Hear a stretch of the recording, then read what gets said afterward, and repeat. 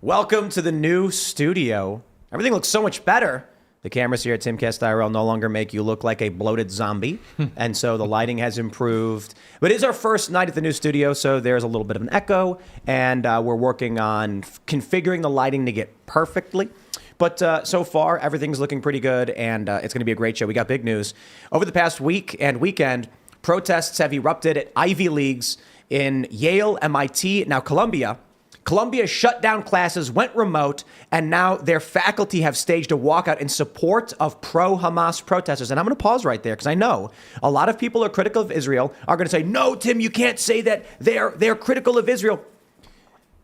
Many of these people have been chanting that they are Hamas. There's a video of one person screaming, "We are Hamas." There's a handful of people chanting, "Long live Hamas." The people there are outright defending Hamas. I'm not trying to be cute, and I understand. There's a lot of legitimate grievances with Israeli military action, and I think you are allowed to criticize Israel based on their military actions. But there is this conflation happening where many prominent students are standing up and outright cheering for Hamas. And you add on top of that these videos out of Yale where a student tried walking through the campus and was barred simply for looking Jewish. And the response I hear from many people, even friends, is that, well, they looked like they were doing something shady. No. There's a guy who looks Jewish and he walks up and they immediately form a line. There's another guy who's wearing a Star of David and they immediately say this person is disrupting our community or community guidelines or something. It's getting wild out there. And I think this will be extremely detrimental to Joe Biden in the election, but who knows? The other big news is that the opening statements in the Trump trial kicked off, and this one's great. It's an election interference trial. That's what they're saying. They're saying Trump interfered in the election. I suppose that's the underlying crime. So we'll talk about that. Plus, the Biden administration's EEOC is suing Sheetz, the gas station. Get this. He's calling them racist because they don't hire criminals. I'm not exaggerating. That's Joe Biden for you, I guess. It's his EEOC. And then Kevin Newsom posted this commercial where a woman gets pulled over for trying to leave the state while pregnant, and a cop tells her to take a pregnancy test. So we'll talk about all that stuff. Before we get started, my friends, head over to castbrew.com and buy coffee. Why? It's really good coffee. We got Appalachian Nights, of course, everybody's favorite. Rise with Roberto Jr. is of course, number 2, but I really do recommend Stand Your Grounds, a medium roast. Cast Brew is our coffee company. We sponsor ourselves, and our goal with Cast Brew is to build physical locations across this country to create a place where people can network in person. And I want to put up TVs in all of our coffee shops that play shows like ours, like Sticks, Hex, and Hammer, like Viva Fry, shows that you like or that are counter to the establishment narrative so that regular people driving by for a cup of coffee can be exposed to the truth. We got a location in Martinsburg, West Virginia, where we're launching our monthly members-only private in-person shows. So aside from castbrew.com, head over to timcast.com and click Join Us. Become a member, and you'll get access to our members-only uncensored show, which is coming up tonight at 10 p.m. You don't want to miss it. And you will get access to our Discord server where you can hang out digitally with like-minded individuals and even submit questions to our guests and talk to us on our members-only uncensored show. So smash that like button, subscribe to this channel, share the show with your friends. Joining us tonight to talk about this and a lot more is Scott Presler.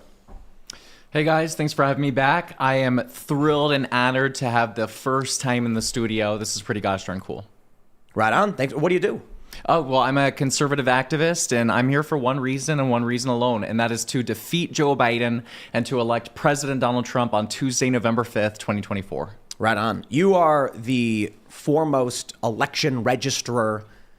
We talk about you all the time. We tell people all the time, you got to get your friends and family registered to vote. This is the path we have to take, and I think you've probably been responsible for more new registrants than like any other person ever, perhaps.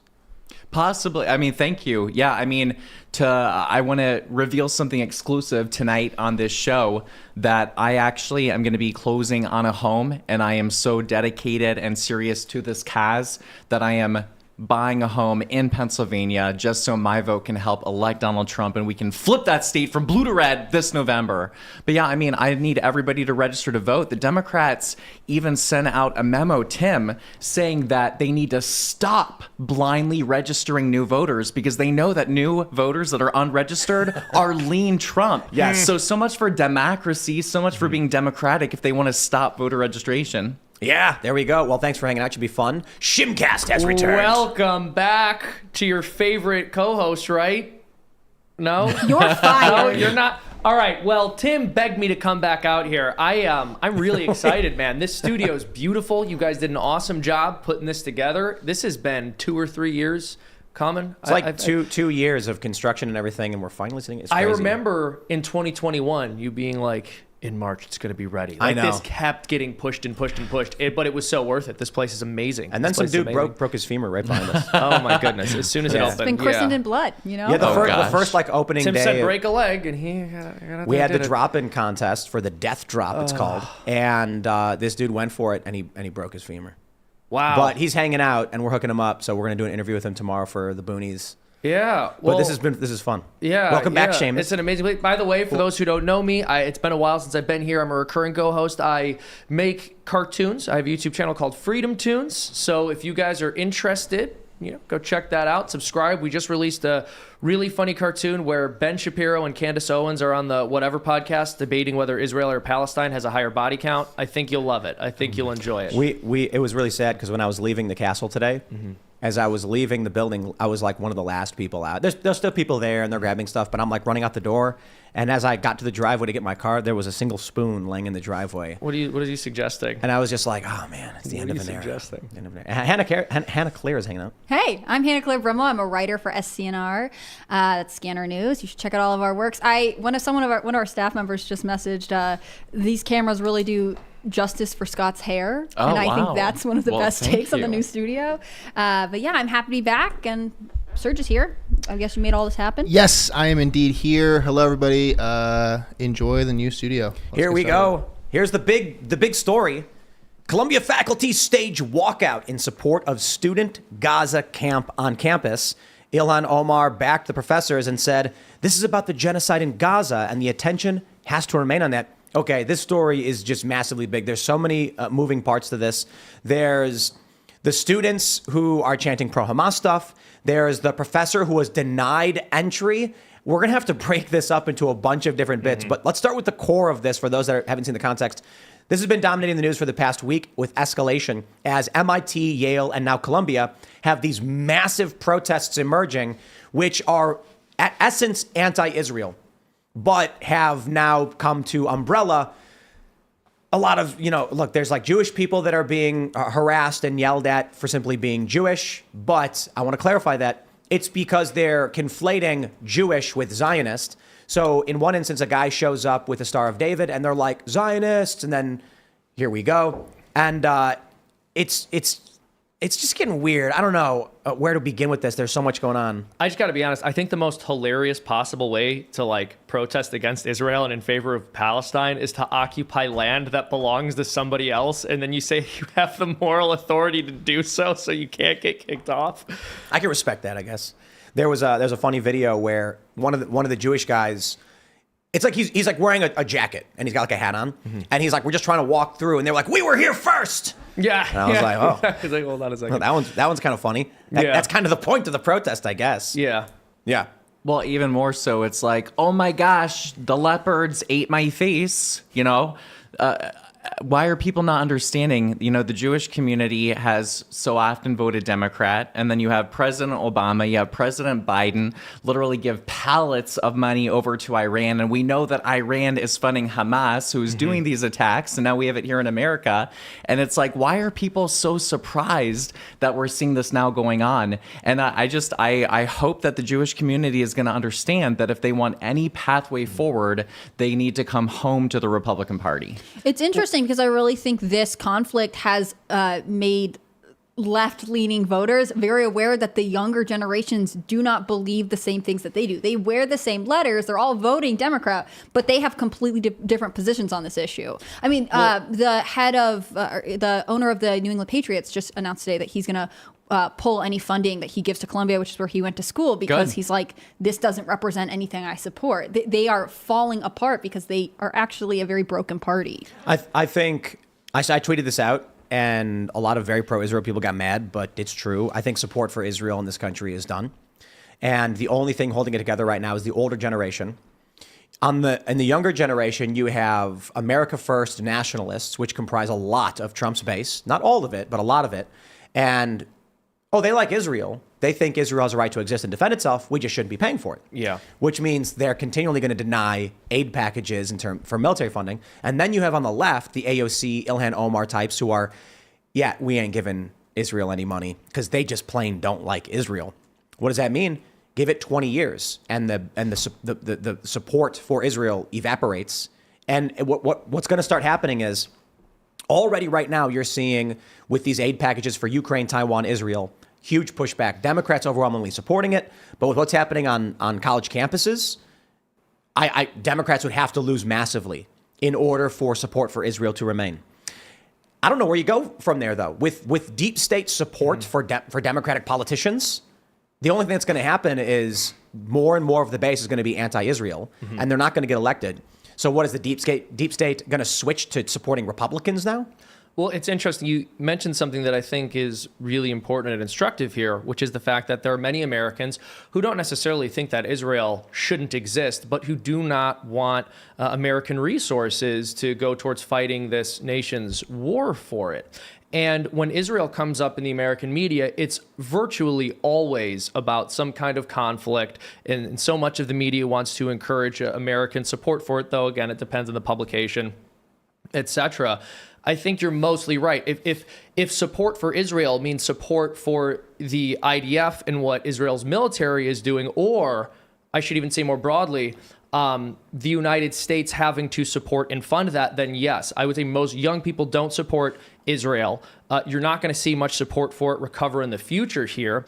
And you can, and I've said this on the show before, you can say, there's great people in Israel, etc., but criticize in the same way that you criticize America. Like, I love America. I also don't co-sign every single thing America does militarily. And I think that a lot of young people, they don't even necessarily have a strong opinion one way or another on Israel. They wouldn't say they like it. They wouldn't say they dislike it. They would just say, we don't really need to be involved. Right. And I think especially on the heels of passing, $17 billion in aid for Israel over the weekend, I mean, this is going to spark a lot of irritation among young people who feel the strains of the economy. But I also think it's interesting, I don't know what you guys are following this, but there were a lot of layoffs at Google's last week because there were in-office protests where some people were arrested, taken out because they were occupying an executive's office because they're against Project Nimbus, which is this deal. Oh, yeah. Right. Amazon and Google are involved in this, and it's they're supporting Israel's military through cloud technology, or like allowing them to use cloud technology for some of their operations. And you have these young people who have grown up being told you are political, you're left-leaning, and also you should be active. You should stage protests. You should be disruptive. And now these chickens are coming home to roost, so to speak, because they are acting out in a way that they believe to be morally right. They are against some of these things, but all of the companies that have benefited from the progressive ideology their workers have been taught are now like, wait a minute, but you can't do that here. Like, that was their CEO's message afterwards, like, not in the workplace. So the big story for us last week was that our two biggest episodes ever got deleted from YouTube. Joe Rogan, Alex Jones, Michael Malice, Blair White, Drew Hernandez, me, Luke, Ian. It was massive. And then Michael Malice and Alex Jones both deleted the same time. Luke Rudkowski of We Are Change, man, I can't talk tonight, just had, he tweeted out one of his videos from 2012 just got taken down. And I'm like, something happened at Google where they flipped a switch and they were like, they have a switch that says like election interference on, off. And they're like on. And, but you look at what happened with this Google employee thing over Israel. Yeah. Employees occupied their own boss's office and got arrested. They fired 28 of them, right? Hannah Claire? It was 28? It was 28 in total. Okay, I can't remember how many got wrong? arrested. Sorry. You were very quiet, and I was like, I must be wrong. No. I'll pull the number to be exact. But it was massive, and it was in two different offices, which means it was a coordinated, effort from different people. And the group behind it was this group called No Technology for Apartheid, I believe. Again, I should pull my article, which is on Scanner News. You guys can read it there. But again, this is like a form of activism that young people feel as though it is their responsibility to carry out, which I find interesting because, again, I think this is showing Democrats that the young people they cultivated and raised don't believe the things they thought they did. Man, it's crazy. But that point is, yes, the employees at Google are probably interfering with shows like this. The thing about the protests on Columbia, there's this video where a woman claims, and to be fair, it's a woman claiming this, so fine, I'll take it with a grain of salt. But she says her and another guy walked onto, I think it was Yale or Columbia, I'm not sure which one, it might have been Columbia, and the guy was wearing a Star of David. So one of the activists said, "Hey everyone, there are Zionists here. Can we mic check? We're gonna form a line." And it's the creepiest thing ever. Actually, I'll find the video and I'll pull it up in a second. But he starts calling them all Zionists. Here's the thing: people are calling me a Zionist. For one reason, not because I support Israel. No, my attitude is more America first. Like, sure, they're a country. Their war is their war. What they do is not related to America. I mean, it is insofar as we're giving them money. Hey, I'm not in favor of us sending these massive military aid packages over there. I say we stop doing this. Still a Zionist. Why? To many of these activists, the word Zionist means anyone who recognizes Israel's existence. Yes. And it has to do with the Balfour Declaration. Their attitude, and I asked them, I'm like, why are you calling me a Zionist, dude? And he's like, well, you think Israel's real. And I'm like, Israel's a place, it's a country, it's got borders, it's got a government. And they're like, yeah, no, they don't think it is. Their belief, and it's not literally every single person who's anti-Israel. It is specifically, there's elements of the right and the left who believe Israel doesn't actually exist as a place. And that there's the Balfour Declaration 100 whatever years ago. They decided to make this. Then there was 1947? I don't know the years. But their attitude is, it's an imaginary place that was created by Zionists, and anyone who recognizes that it exists is also a Zionist. So that makes you a Zionist. What happens then is a Jewish guy shows up with the Star of David, and they're like, he is also a Zionist simply because. The problem, as I see it, is that if you've got, let's say 99 out of 100 of the protesters are strictly anti-Israel, and they have no problem with Jewish people. And my understanding is there are Jewish people who are actually part of the protest too, who are anti-Zionist. Yeah. They don't like the occupation, whatever they call it. So what ends up happening is at Yale, for instance, if there's 10% or even 1%, let's say there's 1,000 people, so you have 10 people who just hate Jews. If a Jewish guy shows up and someone yells Zionist, the rest of the protesters don't care who that person is. They're not going to stop and say, hold on there, let me ask this guy if he's actually a Zionist. No. As soon as the mob points you out, they attack you. And I'll give you an example. When I was in Germany with Luke Rutkowski back during this big Antifa protest, we actually got split up. Luke was walking down the street with a German reporter, and Luke's, anarchist, Ron Paul, like some guy yelled Nazi Schweinhund at him. So what happened? Dude, Luke's video is crazy. People get off the curb and run up and start punching Luke and the other German reporter, not caring or knowing who they are. So now that you have all these protesters who are like Israel is bad, and many of them chanting "Long live Hamas" or a woman screamed while banging. It's just like a viral video. She's screaming "We are Hamas." If a Jewish guy walks in and one anti-Semitic guy yells that person's a Zionist, the rest of the mob is going to go after him. Well, and it just shows you that history truly repeats itself from, the Crucible to the Salem witch trials but I think it's important to note the goal of Hamas is literally the destruction of Israel.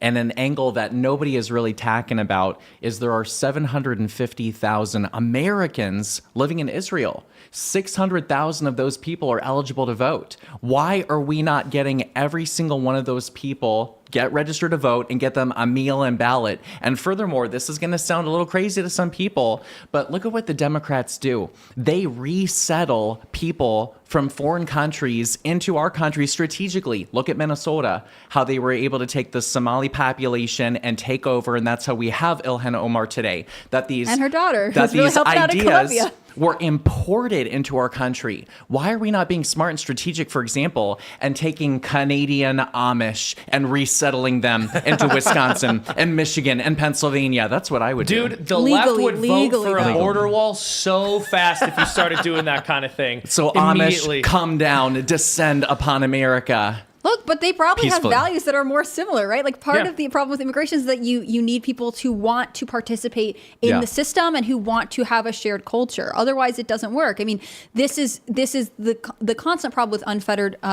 It could be legal, but definitely illegal immigration into the country. And again, Democrats know this. They don't care about keeping the system. They care about the numbers. That's why you see the census becoming this issue. We're not allowed to have the question, are you legally a citizen of the U.S. on our own census? Because they want the numbers to play in their favor. Well, I want to jump to this clip from, this is the Columbia encampment. Take a look at this. This is a tweet from Sahar Tartak. She tweets, "This looks like a sitcom, but it's not. A human blockade of hundreds at Columbia approaches a small group of Jewish students while saying one step forward, push them out of the camp in perfect unison. This is a Columbia tent encampment. Now, I'm going to play this video for you, and I want you to listen to the sound. I'll skip over. Here we go. Excuse me, do you see what you guys are doing to us? We are Do going you to see how hostile slowly this is? And you're asking me not to record? walk and take a step forward Yeah, I absolutely feel threatened right now. so that we can start to push them out of the camp. One step forward. Another step forward. We ask that you please respect our privacy and our community guidelines, which you have so far disrespected, and leave our camp. I want to pause real quick. There's a few things to point out, but I do want to play more of it. Yeah, I just want to point out that that sounds like a Steven Crowder doing an impression. I was gonna say that Does it cult not? is It like, crazy. sounds like a Steven It Crowder does. voice. So it's a cult. You can hear them all chanting in unison. They're saying our privacy. This is hundreds of people in a gigantic public park yelling at the same time in unison, our privacy, like some kind of hive mind beast. Yeah. It's crazy. Let me play more. You gotta hear this. One step forward.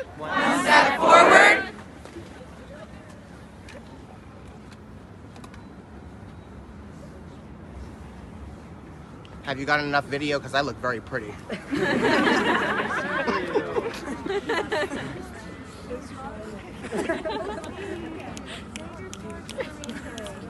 You guys don't have to do this, you know? You're all here because we're here.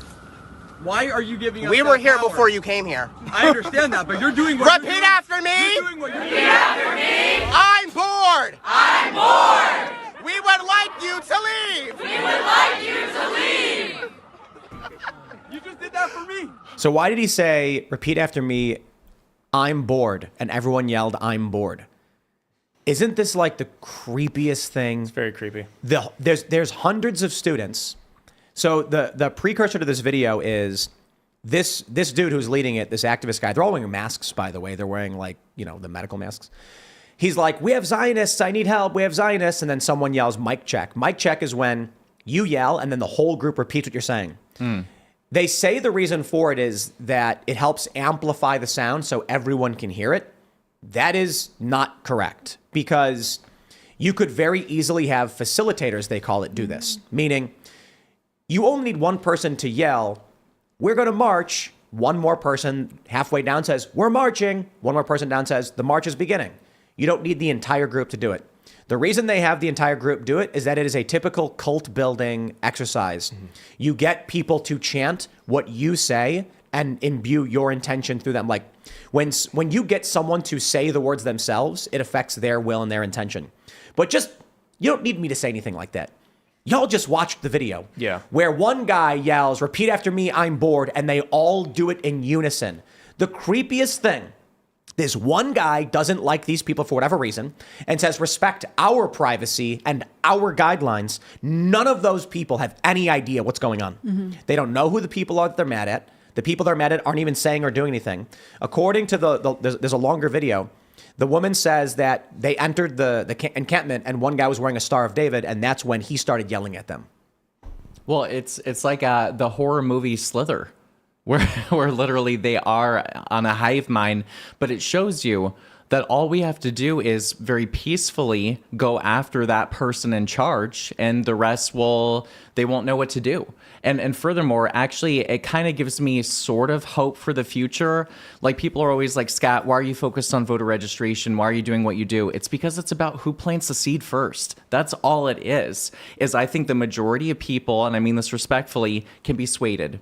They can be persuaded either for good or for bad. And I think that's what we're seeing in that video. So we must be the seed planters and go out there and reach people first before the opposition does. Yeah, of course. I mean, people want to be part of a group, and that's actually not a bad thing. It's a good instinct. The issue is it's very easily hijacked. Humans are tribal creatures, and if you have somebody who makes you feel like you're a part of something and you're actually giving yourself to something greater and contributing, what they're able to do in that instance is manipulate a very good and wholesome and normal human feeling and use it for whatever causes they might be trying to use it for, nefarious or otherwise. Right. I think a lot of activism that we see like this is actually people saying, this is like the cool thing that's going on. You want to be a part of this. And especially, you know, there is a reason this type of protest is spreading through the Ivy League right now. There is a level of, there is a culture of this is the social currency that you have, that you are posting, saying, doing the right thing. And again, I think with this age group, like Jim was saying, they want to be a part of something. They want to have a community. When your community is feeding you bad information, when your community is teaching you to act in a way that is actually not for the betterment of everyone around you, it's very easy for students to fall into that trap. Yeah, well, and like people speaking in unison or chanting in unison, it can be a very beautiful thing if it's for a good cause. Obviously, like I talk about it all the time. Get your bingo cards out. I'm Catholic. We pray. You know. We chant. No, I know. But there's a difference between that and then just some guy who's on a politically trendy bandwagon getting everyone to follow him. Here's the reality. People are going to chant. People are going to speak in unison. People are going to want to be a part of a group. The question is, are you going to be part of like an age-old group with beautiful, timeless values, or are you just going to jump on whatever bandwagon you're told to jump onto? This is cult versus religion. Yeah, This that's is part of it. I moral would agree. traditions versus some guy telling everyone what to do. Yeah. Peter Boghossian, James Lindsay, Helen Pluckrose, they're the ones that did the Sokol Squared hoax, where they submitted those goofy leftist versions of academic papers where they like reworded Mein Kampf into feminism. And Yes. But Peter and James had been talking for a time back then about how this is a non-theistic religion. That 100%. these are people who behave as though they're a part of some religion. They have sinners, they have priests, they have, you know, Big like forms of sin, like right. it's all there. Yep. Yeah, of course. You can be an apostate, you can be ostracized, but there is no core tenet. There is no central philosophy. They end up absorbing postmodernist philosophies to a certain degree, but it's very obvious that, you know, a lot of people define woke as like postmodernist thought. It's not correct. And you can see that in the hypocrisy taking shape. I'll give you a really, really great example of this. I love this so much. Some like red pill dude posted a picture of a woman who was ripped and like flexing.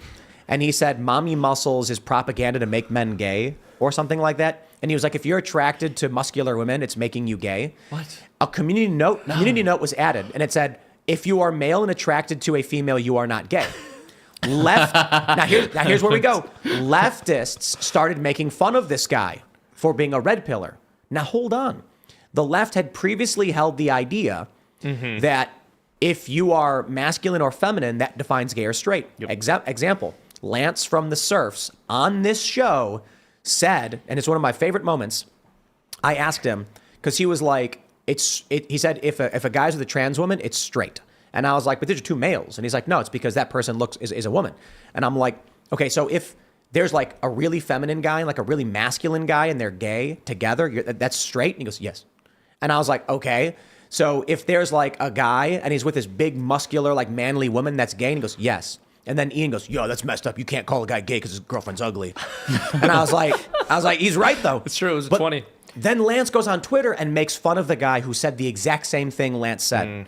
Because the left doesn't have any core tenets. They have an amorphous, whatever the hive will do is what Exactly. we think is right. As exemplified by hundreds of people chanting in unison when they have no idea what's going on. And the end result is Jewish students were removed, or I should say Jewish people, I don't know if they're students, were removed from this or blocked from it by hundreds of other students because one guy deemed it so. And they all marched in lockstep. Well, listen, there are a lot of very nice women out there who give me compliments on my hair, etc. Ladies, you are not gay because I am an effeminate man. But more importantly, I am the eternal optimist, and I love your take on it, on that people want to be a part of something. But in this case, I don't think it's for that reason. I think, quite frankly, when you're at an institution like higher education, or even in today's society, quite frankly, it's attack or be attacked. I think a lot of those people are going along because they know if they dare say something, even support, just saying that Israel has right to exist or whatever, then they are the enemy, and then they will suffer the same consequences. And furthermore, look no further than COVID. How many people went along because they didn't want to be deemed, by society, or written papers about, or having their doctoral licenses taken away from them, or lose their jobs, or they went along because it was easier to do so than to become the enemy, and that's a serious problem. That's a fair point. I would also add, though, that I think it all goes hand in hand. Wanting to be part of a group is closely linked, and in some instances, the same thing as just not wanting to be ostracized. And I think for a lot of young people, that is the case. But I agree with you. It doesn't always come in the form of someone saying, I am volitionally deciding for myself that this is the group I'd like to be a part of. Sometimes it's, I am afraid of how I'm going to look if I don't join with this group. Yeah, I think that's true. But I will add, I think for a lot of people, it doesn't even go that deep because they don't need for there to be some kind of social threat to not jump on a trendy bandwagon. They just don't have any values of their own that would prevent them from doing so.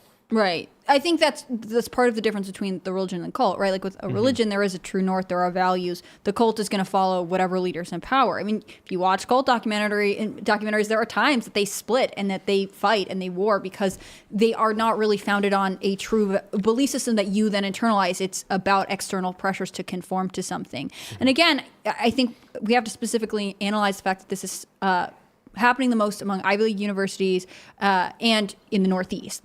The colleges that recruit most intensely for progressive students, that rewarded people in the applications that identified as being pro the values that would ultimately culminate in this kind of conflict, there's a reason they were like, come to our school. They thought this was good, again, because it was billed as being the socially acceptable, the right, the trendy, conservative students are backwards. But universities where the stances are more mixed, as far as I can tell, there might be some sort of conflict, there might be some conversations about what's going on, but it's not like Columbia. There is not this kind of mass gathering on one side of this issue. These institutions built a terrible foundation for themselves, and they're watching it crumble now. Well, and you hit the nail on the head by really saying that this is rewarded, this is accepted behavior. And that's why when we see Google firing people, and when we see the House, who then brings in presidents of universities where saying intifada was allowed, and that was not hate speech, and that was free speech, and then we're seeing those presidents fired, the Overton window is now shifting back to the right. And I think we're seeing it from these tech companies, et cetera, that previously they would have never done such a thing. Now we're finally seeing some good results. I got to do this because I was making fun of Fox News yesterday, but intifada. You said intifada. Did I? Yeah, I was watching Fox News the other day, and I think it was Kilmeade, and he was like, he kept saying intifada, and I'm like, it's intifada. Intifada. Oh, and I was like, pardon me. frittata. I don't know why.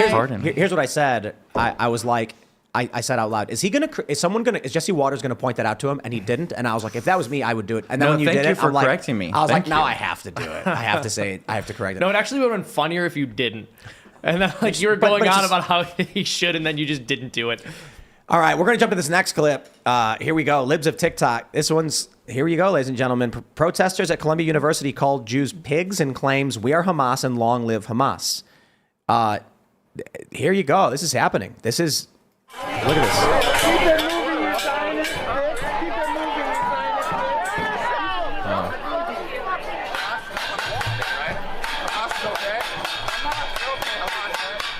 We are Hamas! You're Hamas. Wow.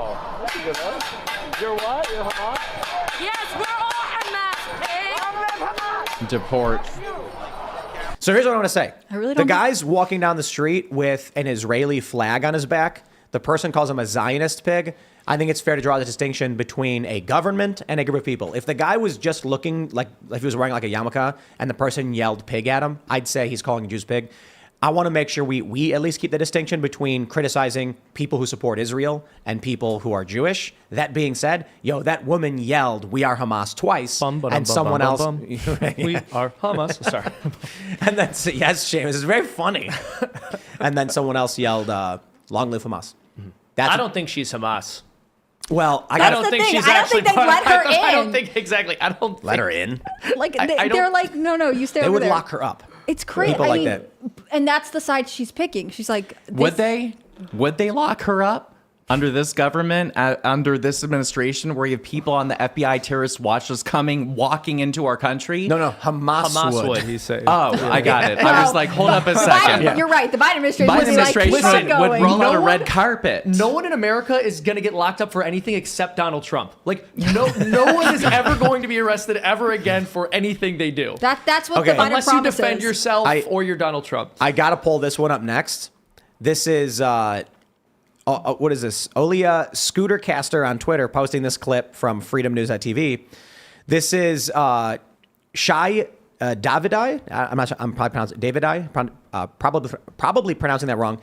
He is a professor at Columbia, and they deactivated his card. Is the university keeping the media out? This is the COO of the university. Are we not letting the media in? What? Can you back up, please? My card has been deactivated? Why? Can you back up, please? Okay, let me just pause. This is a Jewish pro-Israel professor who works at Columbia, and they deactivated his card so he cannot get on campus, period. They offer him an escort specifically to his class, and they're like, no, you can't come in. And he's like, I work here. And they're like, too bad. They are outright, the faculty are defending these protesters, many of whom have yelled they are Hamas. That's what they're supporting. They have yelled that Hamas is justified. I mean, look, man, do you guys remember when Hassan Piker said, well, babies are settlers. They're baby settlers. Remember when he said that? He made a statement to Ethan Klein on Really Leftists. smart guy. And this is what like effectively broke up their show. He said that he believed that Hamas is justified in what they're doing because they're trying to reclaim stolen. I'm not going to say what he said because if a verbatim quote, I think it goes too far. And then Ethan Klein's like, yeah, okay, I get that, but if it was settlers they're going after, and then he's like, baby, Ethan Klein says like there were babies there, and Hassan goes, oh, babies are settlers, like some of the settlers are babies. Bizarre. It's complete dedication to the idea. I mean, that's just basically saying he accepts that babies will be murdered. I know. And he That's called justify the means. Shouldn't He shock called it us. justified. That should not shock us. The man is very rabidly pro-choice too. Sure, absolutely. Now think about a statement like that was made in October. This protest and what these people are saying, and the faculty came out in support of it, and they actually deactivated the card of the Jewish professor, and they won't allow him on the campus. That's wild. I just wish that America's youth got this excited about other things that were more relevant, right? Like, I wish they were rallying like this for a border wall. I wish they were rallying like this to, against the $1 billion we just promised to foreign nations. It would be interesting if that was the $1 trillion. Yeah. Yeah. I would love to see this.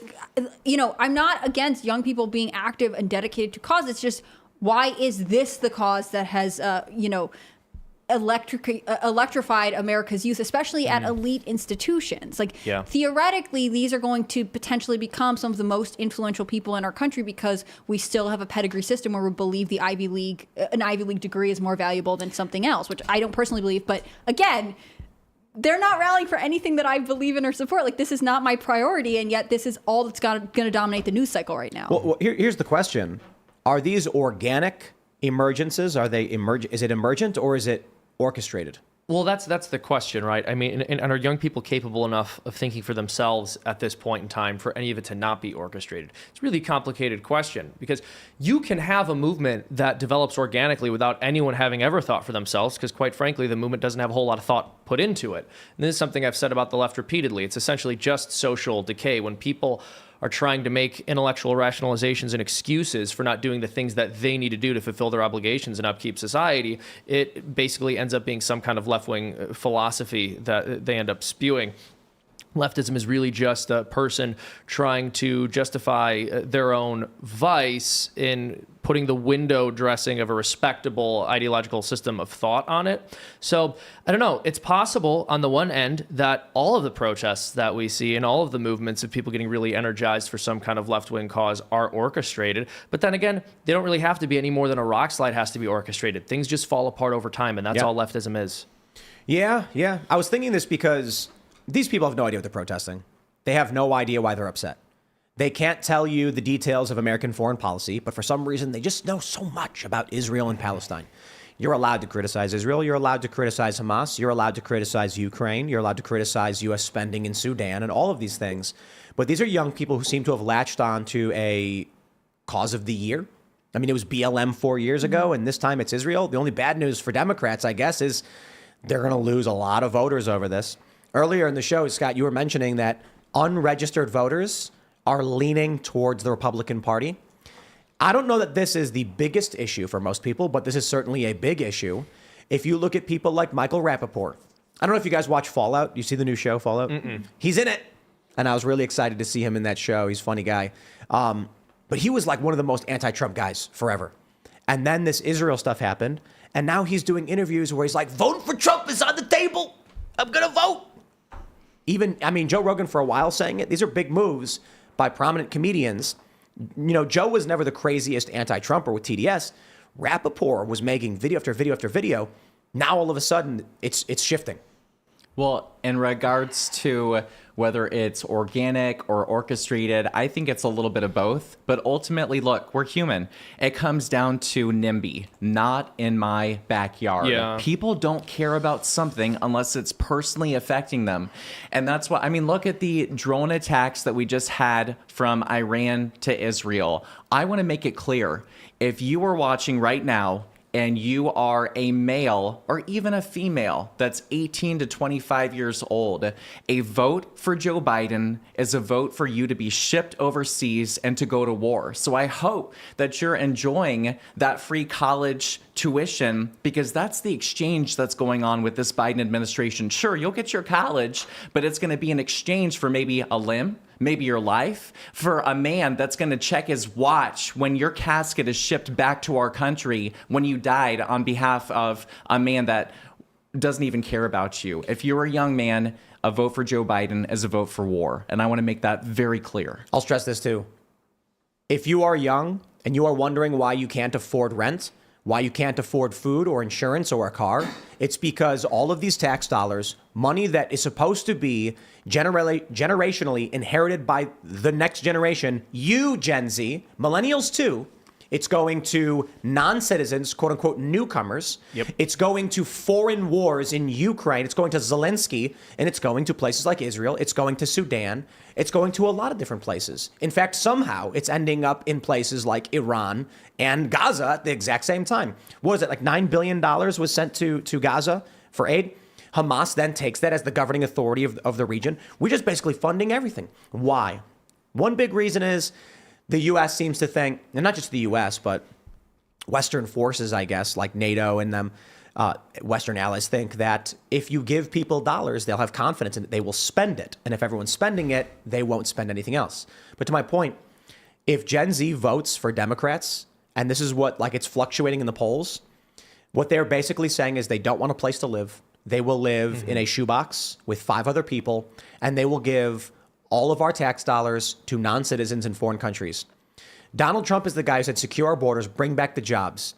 He's far from perfect, but he was good on foreign policy. He was good on jobs in this country. A lot of Gen Z voted for Joe Biden because that was the trend. That was the thing you were supposed to do.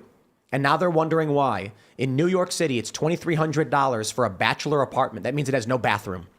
And they're like, I can barely, in some parts. So it's like, I guess don't live there. But some people have to. That's why it exists. It's the market price. So now a lot of these people are living in microscopic apartments they can barely afford. Ugh. They're making videos and putting them on TikTok where they're like, why can't I live? I don't get it. And it's like, my friend, it's because the Democrats are bringing in millions of non-citizens and giving them luxury hotel rooms, giving them what you were supposed to inherit. Now, I'll tell you this. You want to talk about what you deserve and what you own as a human life on this planet? It could be the dirt. You wake up one day in the middle of the woods with absolutely nothing, you're buck naked, and they say, you get what you can find. That's humanity. But guess what?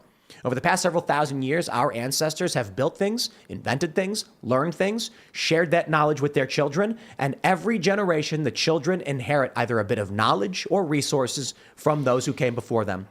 It's not the first time in history, but one of the first times in this country, we have a major political party hell-bent on giving away the inheritance of the shoulders of giants to non-citizens and foreign countries, and now Gen Z is left holding an empty bag.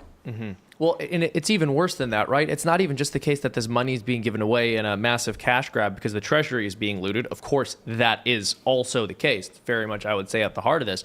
But you could at least try to help yourself sleep at night by saying this money is going to a good cause.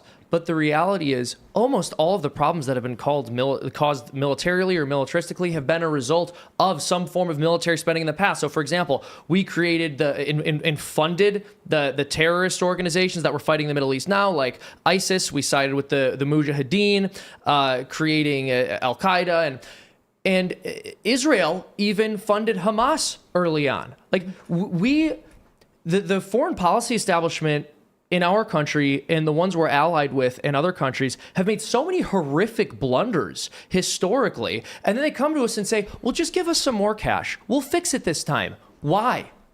But were they blunders? Yeah, or exactly. Or That's was the this question. orchestrated? Like you just said, Tim, they're playing both sides of the chess game. It doesn't matter who wins. They win. They win. They're doing what they want to do. So, I mean, if you're funding Hamas, while at the same time Israel, therefore you're the attacks against each other, who wins? The industrial military complex and Boeing, who's going to get that money? Because what people don't realize is it's not like we're giving all this money to Ukraine. It's really going back into our country, that it's going into missiles and weapons and going into the military industrial complex. But furthermore, I feel convicted to say this is the biggest reason why I'm a Republican and why I'm supporting Donald Trump is the issue of illegal immigration. It's so much more than we're just giving our resources and our land and we're pushing out our people. But I want to make it clear, Americans are being replaced by illegal aliens. And look no further than Laken Riley of Georgia. If you want to talk about all the Democrats that say they're pro-women and they're pro-women's rights and they want to support our women, where were you for Laken Riley? Why is it that a young American girl in our country has to be scared about going for a run and she was murdered by an illegal alien, that this crime was 100% preventable? And she should be alive today. Right. Homeland Security Secretary Mayorkas was asked about her, and he was like, I don't know who that is. Like, Wow. Isn't that crazy? You had one job, which is to be aware of the crime because of illegal immigration. You couldn't even do that. And then the response you get from the left and from Democrats is, this was a murder and murder happens all the time. Why are you singling out illegal immigration? And the response is actually typical, or simple, sorry. The response is, hey, when it comes to New York and you have people being pushed in front of trains, we are also screaming, arrest these people and lock them up. That's but right. this is what happened with Laken Riley. A big response from leftists and Democrats was, you're singling out illegal immigration when the real issue was someone got murdered. And I'm like, bro, we've been talking about crime for a long time. As if that's like a big disconnected. issue. Yeah, Right. also as if those two things are disconnected, because firstly, if someone is in the country illegally, they already broke our laws to be here and we didn't do anything to remove them, then yes, our legal system actually has failed to fulfill its duty to protect citizens. So it's on another level. In the same way, there are so many people, you keep hearing stories almost every day, keep seeing stories in the news. Some young woman gets murdered or somebody gets hit, there's some violent activity, and it's somebody who had been arrested and let go for 50 other violent crimes because we can't prosecute people because that's mean and we don't like doing that anymore. The reality is, It's mean. it's mean. Yeah. No, I mean, the reality is, you're right. It's more than just giving our resources away and our country away. It's about protecting the citizens who currently live here. We're just not interested in doing that anymore. No. Scott, were you always a Republican? Yes. Well, I've always been Republican, but I think there's the difference between a Mitt Romney and Oh my a John gosh. McCain Republican versus a Donald Trump or Josh Hawley, et cetera. And I think it was a big wake-up call. I mean, look, I voted for Mitt Romney. I truly, in 2012, I believed in him at the time. And to come to the realization that some of these people are just as bad, if not worse, than the Democrats, because at least the Democrats, they'll smile and lie in your face. The Republicans, they'll tell you, the Democrats will tell you exactly what they're doing with a Cheshire Cat grin. The Republicans, they'll lie to you and then they'll stab you in the back and then they'll do the opposite when you elected them thinking that you were voting for America first. Yeah. I want to pull up this image.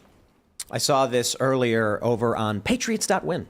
And I just saw it, and I just thought to myself, there's like deep meaning in this photo. For those, let me maybe I can make it larger. I'm not sure. There you go. On the left, you have January 6th. On the right, you have Democrats in Congress waving Ukrainian flags. And I just thought to myself, what a terrifying image. Now, I will stress, the riots on January 6th, bad, wrong, and those who did riot should go to jail. I think the appropriate amount of time in jail for rioting and attacking cops should, I don't know, like 2 to 6 months, depending on the severity of the attack. If you were hitting cops or whatever, yeah, it's like 6 months. Maybe some people might get probation because you don't go to jail in your first offense. What did they do? 20 years. Then you had a lot of people who marched through a building they came in the other side of the building where they had no idea what was going on. There were no barricades. The doors were open, and they were just like walking in, taking selfies with cops. And those people are getting a year, sometimes more, in jail for misdemeanors. That's crazy. But I'll stress this.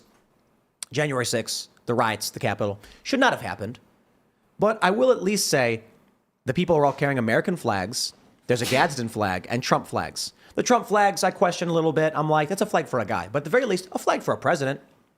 On the right, I see members of Congress waving the flags of a foreign nation on our House floor, and I'm just disgusted. And I'm just like, man. I feel like we're the ones who got invaded. Yeah. You got these flags everywhere. Everyone else's flag is being flown everywhere. You almost never see American flags anymore. I look at January 6th and I think to myself, some people liked it, I don't know. I think it was a bad day. And I think it was bad for this country that it happened. I think it shouldn't have happened. But I see American flags, so I understand that while these people are wrong and we're doing wrong, they care about America. They like America. Mm-hmm. And then they committed crimes. Okay, you go to jail for that. Okay, I don't care if you like the vast majority of people there did not commit a crime, right? Right. Most the of riots those people were bad. waving flags. Yeah, most of the people there waving flags didn't commit any crime, didn't do anything wrong. The riots are bad. Yeah, exactly. The violent activity is bad. The bumbling, confused people are being unfairly targeted. But I look at the members of Congress waving Ukrainian flags, and I see something much more sinister. Well, I have an idea. I think we should rename East Palestine. Palestine. and then maybe and finally they'll get Ohio will finally get some funding. And maybe if we rename Hawaii Ukraine, then all of those residents in Maui that are homeless now because of the fires, maybe we'd actually have some funding for our people instead of the whole rest of the globe. Let's call Texas Israel. We got a border wall. This is actually, yes. That's so true. Immediately. It's actually a funny idea. Maybe Thomas Massey could do this. He announces a funding bill for Palestine, and he says, I think we'll all agree an aid package for Palestine would be a good thing. So please, would you sign my bill? But it's actually East Palestine. Senator, please do it. If you're watching this right now, please do it. Because the Democrats, they're so good about naming bills. Oh, the Affordable Care Act. They would put something forth called like the Save Puppies and Kittens Act, but then it's going to have a poison pill in it to make the whole thing terrible. And then they'll say, oh, Hannah, you voted against the puppies and kittens. That's what the Democrats do. We need to call for a ceasefire in Chicago. They do, actually. That's like an there's like an activist group called Chicago Ceasefire. Oh my gosh. Yeah, because there's so much gang violence. Is it working? It's not. Did they do it? There's a funny meme where it's someone said, it's like Democrat offers up the free pancakes and waffles for everyone bill, and everyone's like, wow, that sounds fantastic. And then one guy's like, yeah, no, I'm not voting for. Or they all vote for it. And then it says like, yay, all in favor. And then the one person goes, when do we get our free waffles? And the Democrat goes, what do you mean? This ban's owning dogs. No,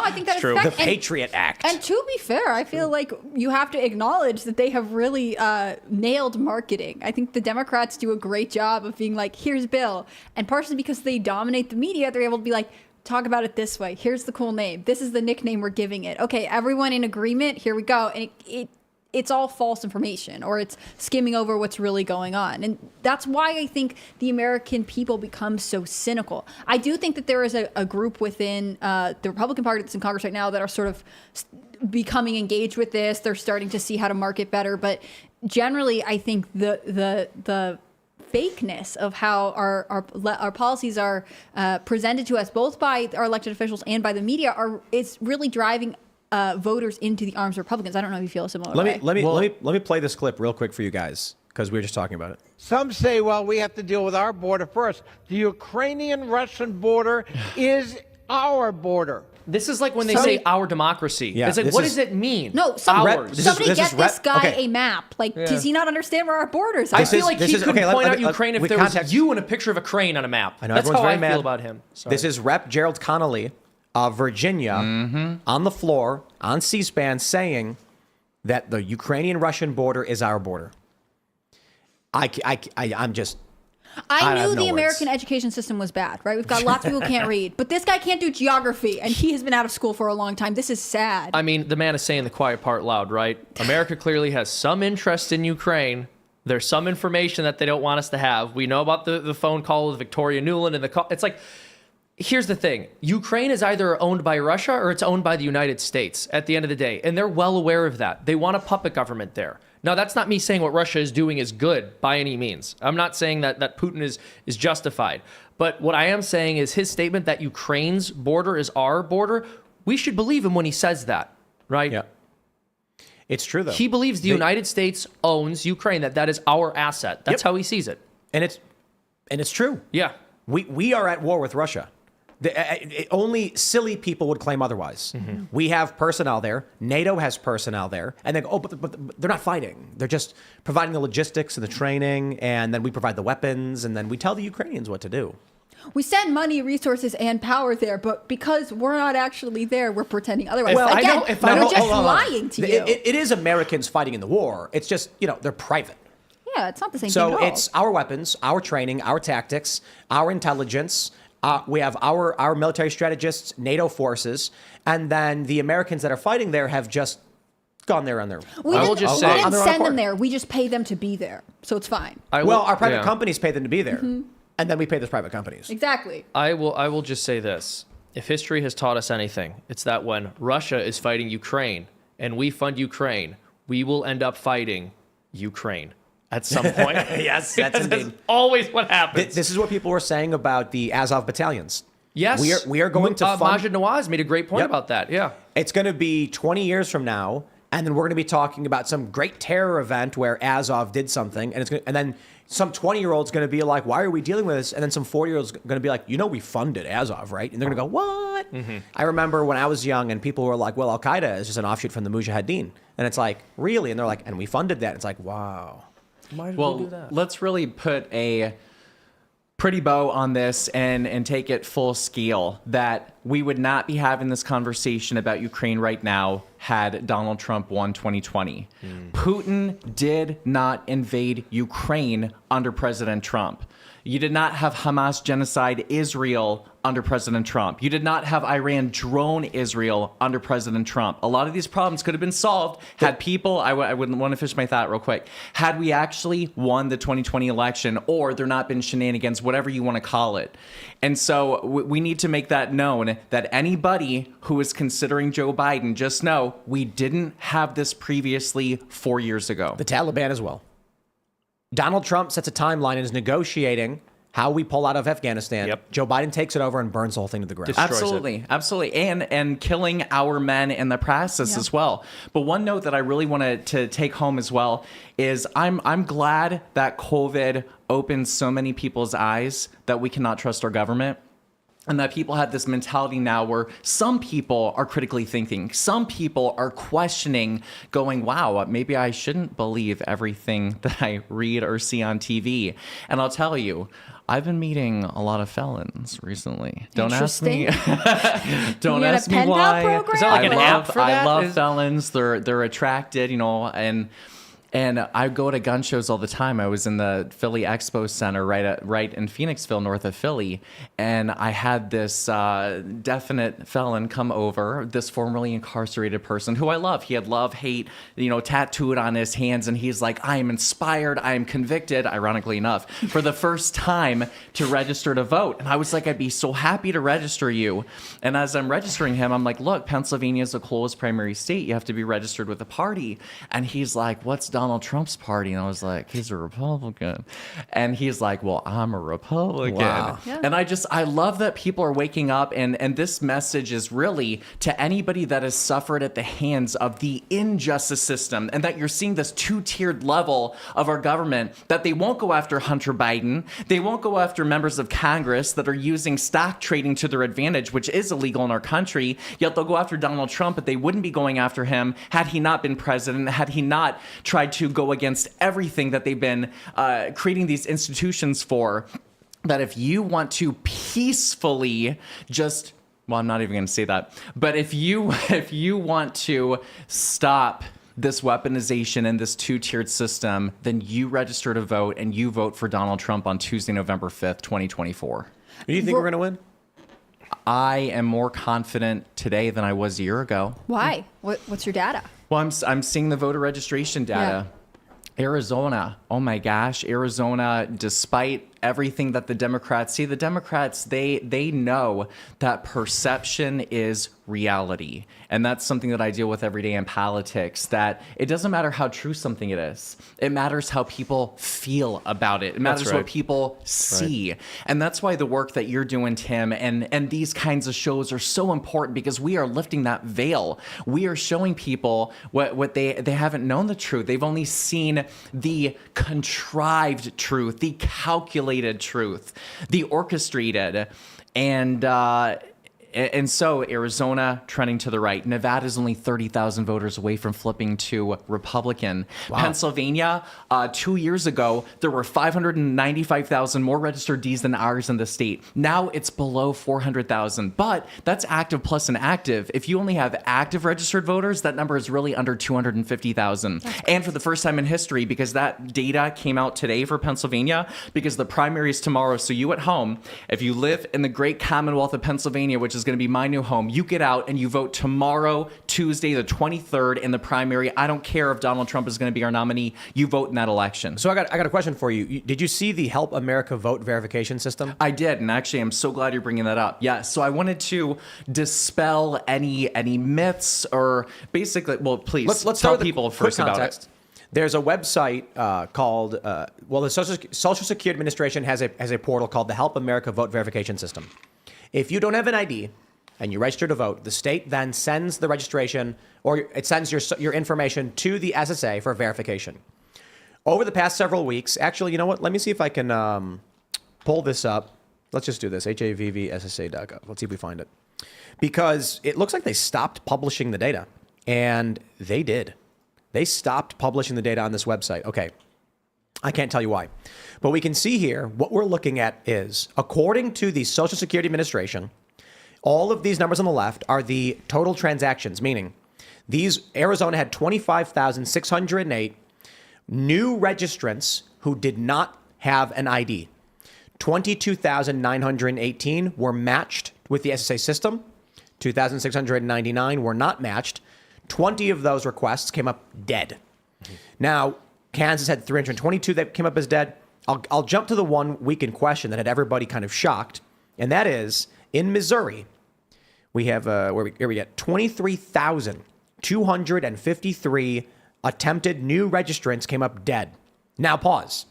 According to this website, what is HAVV? It says that it's a system where you only submit a request for new voters who do not have a valid license during the registration process. That's what it says on their website. It says that if someone is attempting to register, it goes through the Motor Vehicle Administration of the state. If there's no ID, it then gets sent to the SSA. If the system is being used properly, these are new registrations.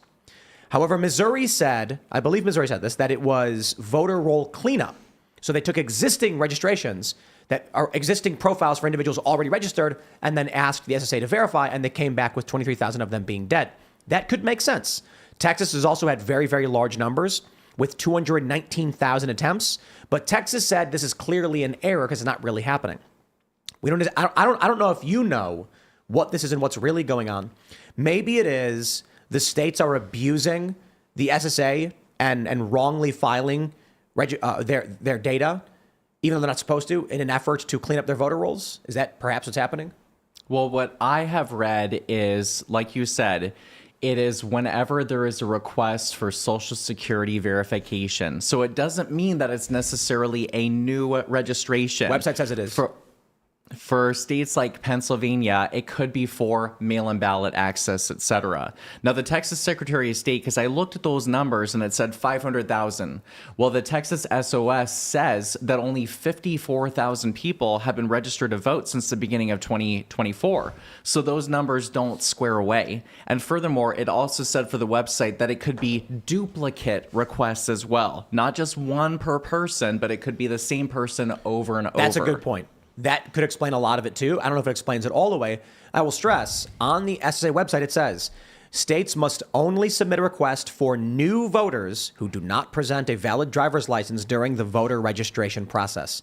Perhaps there are duplicates. Perhaps there's activist groups that are going on registering people and someone didn't realize they registered twice. Sure. And they're doubling up.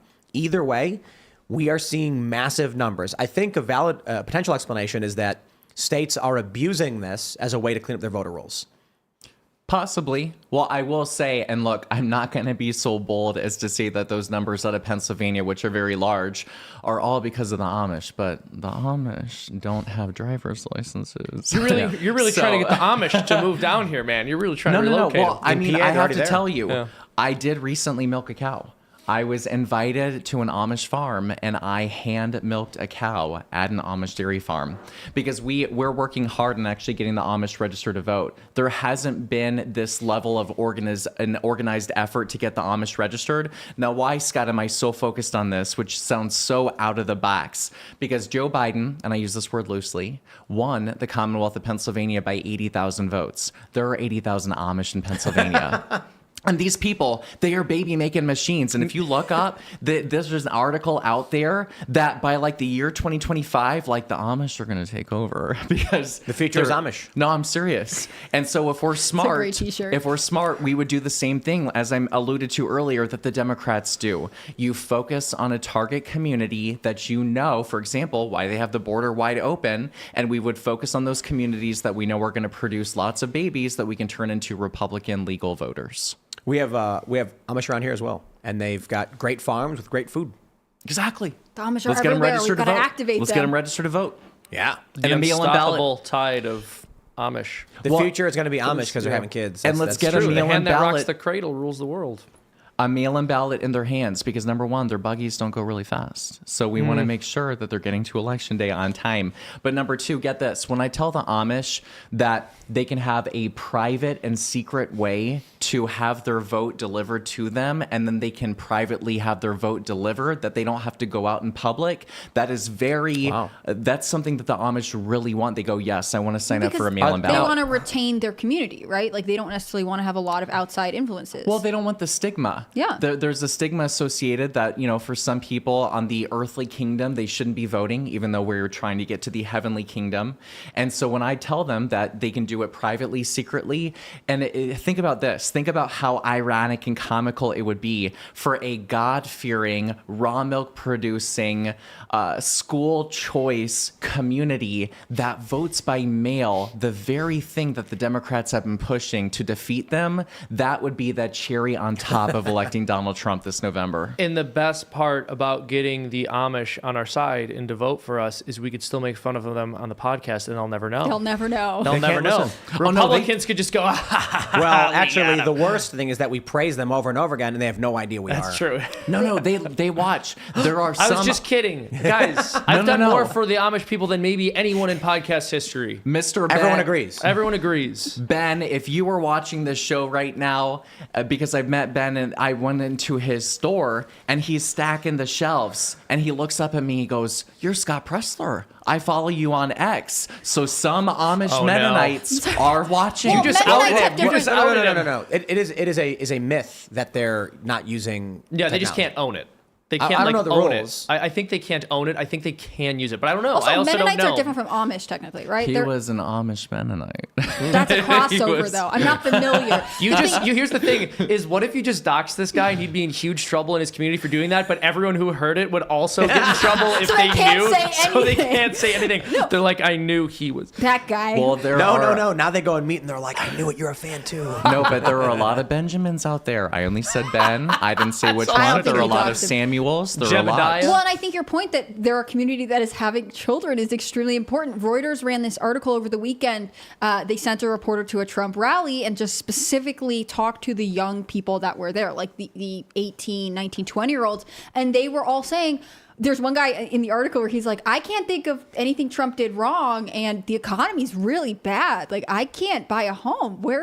How am I going to pay my way for life? How am I going to start a family? Like, the reality is, Democrats could say anything, Corinne Jean-Pierre can come out every day and say jobs are great and the economy is strong, but if you're a young person in America, you are not believing it. You have to pay your bills. You experience the hardship. So you aren't going to say, let's continue this pattern. You're going to want to change. You're going to want to change. And I just think that it's obvious that there are very few things that the Biden campaign can talk about and brag about, right? They can't talk about immigration. They can't talk about the economy. They can't really talk about abortion, even though that's the issue they really want to push. They can't really talk about anything. The environment, like nothing.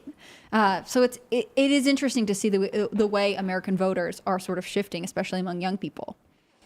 They're going right. Mm-hmm. We've had a bunch of polls over there in the beginning of the year that Gen Z is more right wing. And but it has gone back a little bit. I don't know what you're seeing, Scott. Yeah, well, I'm a millennial. Don't hold it against me. We were the Obama, generation. But as we age, as we get more wise, we are becoming more Republican. But I tell you, these youngins, they are leaning right in a way that I have never seen before with the youth. And I think, again, it's in part because of independent media. It's because God bless Elon Musk. Seriously, God bless him, because we wouldn't have a voice on X, the most powerful platform there is right now, had he not bought it and taken it over and given us more of a platform to reach these people. And he's also an advocate for having huge families, or at least having a lot of kids. Yes, natalism. I want every conservative family to have 10 children. I'm serious. I want a lot of Republican babies. I think that's great. I think that's the thing, though. I think there are a lot of young people who want these things, right? They want to own homes. They want to have a family. They want to be able to pay their bills and have jobs that let them live a comfortable life. And this is not the presidency to give you that, right? In fact, it wants to discourage you from those kinds of dreams and aspirations. And so the only way to sort of turn the tide is to actively walk away from it. So who's going to win? President Trump has to. I mean, I don't want to be a doomer. Mm-hmm. I don't want to be the guy to depress anyone. But look, there is no future if we don't elect Donald Trump and give him a Congress that he can actually pass legislation on day number 1 of being inaugurated on January 20th, 2025. There is no future. I had this, I was putting a skateboard together, and an interesting thing. So when you're putting wheels on a skateboard, you put the bearings in the wheels. In between the bearings is something called a spacer. I'm assuming anybody who works in machinery and works with bearings knows the purpose of a spacer. Skateboarders don't. So growing up, all the skateboarders said you don't need spacers. And then their bearings exploded. Because what spacers do is it balances the lateral pressure. So a bearing, for those that aren't familiar, is 2 rings with ball bearings in between each ring, which allows it to spin. You put those in the wheels, each wheel has 2. There's going to be force from the left and the right as the bearing hits the truck or the screw or the screw or whatever you call it, the nut. And the pressure will cause the inner ring to push inward, and then a harsh landing will cause it to explode. The spacer in the middle balances the pressure so that they don't explode. At some point, someone asked when they were putting a board together, why do I need this?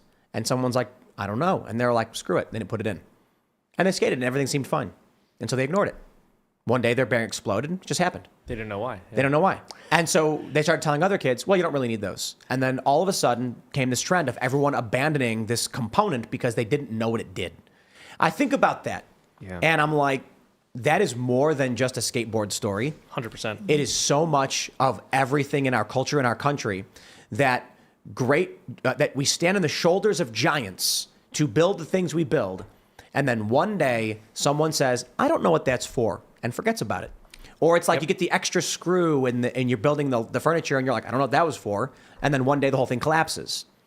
I feel like this is what's happening in this country. That is a great counterexample to bring up when people tell the story or the thought experiment of the monkeys who would get sprayed with the hose. Oh, yeah. Everyone knows that one, Because right? that whole story, right? But the whole reason people tell it, and there is some truth in it, right? But the whole idea is this is why tradition is kind of silly and people buy into it. But I think let's tell the story real quick. Yeah. So basically, there was a group of monkeys, and I don't think it's an actual experiment that happened. It's a thought experiment. No, I think it did happen. Do you think it was an actual experiment? I thought it was a story someone made up. But basically, the monkey hose experiment? They would put a ladder with a bunch of food at the top, and if a monkey went towards the ladder to try to climb it and eat the food, they'd spray all of the monkeys with hoses. So then if a monkey went towards the ladder, all the other ones would just beat it up so that it wouldn't do that. Eventually, So eventually none of the monkeys went towards the ladder. After like the first or second time, none of them went towards the ladder. And then they started phasing the monkeys out over the years. Or months, or however long the experiment took. And so new monkeys would come in, never having known you'd get sprayed with a hose, but they'd go near the ladder, and the other monkeys would beat them up. And so they would also join in when other new monkeys came in and got beat up, just because it was what all the other monkeys were doing. They had no idea that it had anything to do with getting sprayed because you were trying to eat the food. And so eventually in the long run, you had a situation where none of the original monkeys who knew about the hose were in there, but they would still beat up new monkeys who went towards the ladder. And there was no hose anymore. It may be a fake story. I did a quick Google search. It's like interesting, apocryphal or a myth. Yeah. But yeah, right. So everyone loves telling that story because they were like, wow, those monkeys are so dumb. And it's like, no, there was a reason why they were stopping the monkey from climbing the ladder. I think the lesson I took as a young person was that, so they were just doing it just because, and the hose wasn't even there anymore. Well, they could get the fruit now. And it's like, no. There was always a reason behind it. There is a risk in if a temporary problem results in a long-term tradition, for sure. But then you have the inverse problem I think we're facing now, where traditions that were created for sustained long-term problems that we don't understand are now coming back because we don't understand why we built the things we built. Yeah. A really simple example is police, right? We build police departments for dealing with crime. We have officer friendly throughout the years, the trope of the good cop. And now we're defunding and getting rid of police and getting rid of jails, and crime is getting bad in the cities, and they're denying it's happening. It's like, well, maybe you should realize why we had, like, when we made cash bail, it wasn't some evil guy twirling his mustache being like, I want to take away civil rights. No, there was a reason they were like, we should have cash bail. And then the left was like, hey, this makes no sense. Let's get rid of this. And now everything's getting bad in New York, and they're denying it's getting bad. Yeah, well, again, I hate to just lift this right from Jordan Peterson, but everyone wants to compare the society we live in to the hypothetical utopia in their mind. I've seen this so many times where people will post this image of Henry Ford, and they'll go, this guy invented the 5-day, 40-hour work week. And everyone in the comment section is trashing him. And it's like, no, you idiot. It was like 80 hours a week before that. That's the whole point, is he made it shorter. He required people to do less labor. It's not like nobody had to work, and then Henry Ford came along and said, Seamus, it is time. Oh, we're going to pull up this video that Gavin Newsom posted. This is a great video. This is, you got to watch this commercial. I got to be honest. I thought it was, I was like, there's nothing you can say that would convince me this isn't meant to be parody, but I hope you enjoy. We're almost there. You're gonna make it. Trump Republicans want to criminalize young Alabama women who travel for reproductive care. Miss, I'm gonna need you to step out of the vehicle. Take a pregnancy test.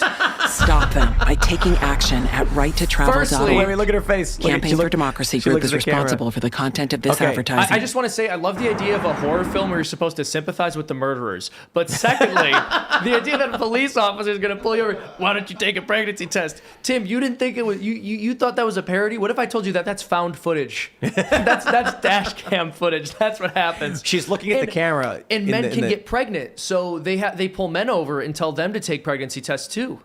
Dude, there's a couple wild things about this. Abortion doesn't register as a very large issue politically.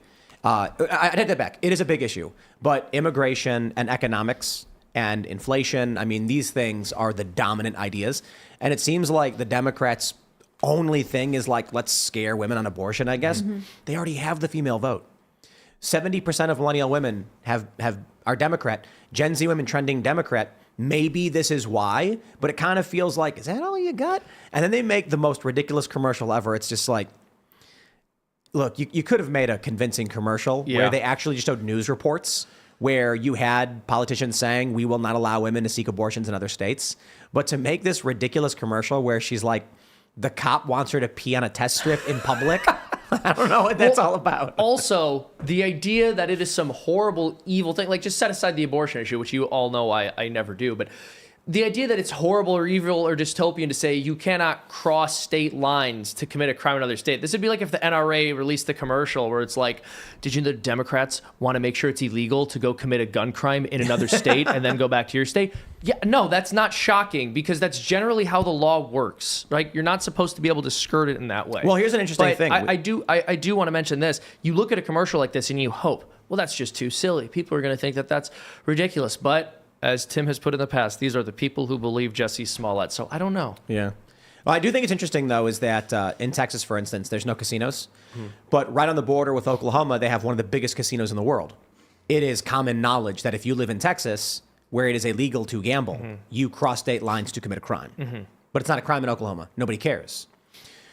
There is a big difference between killing and gambling, right? Yeah. And so the debate for Alabama is they believe a murder is being committed. You can't cross state lines to go commit a murder. But it is interesting how we have selective enforcement of which crimes we think should or should not be warranted if you cross state lines to do them. You know what I mean? Yeah, exactly.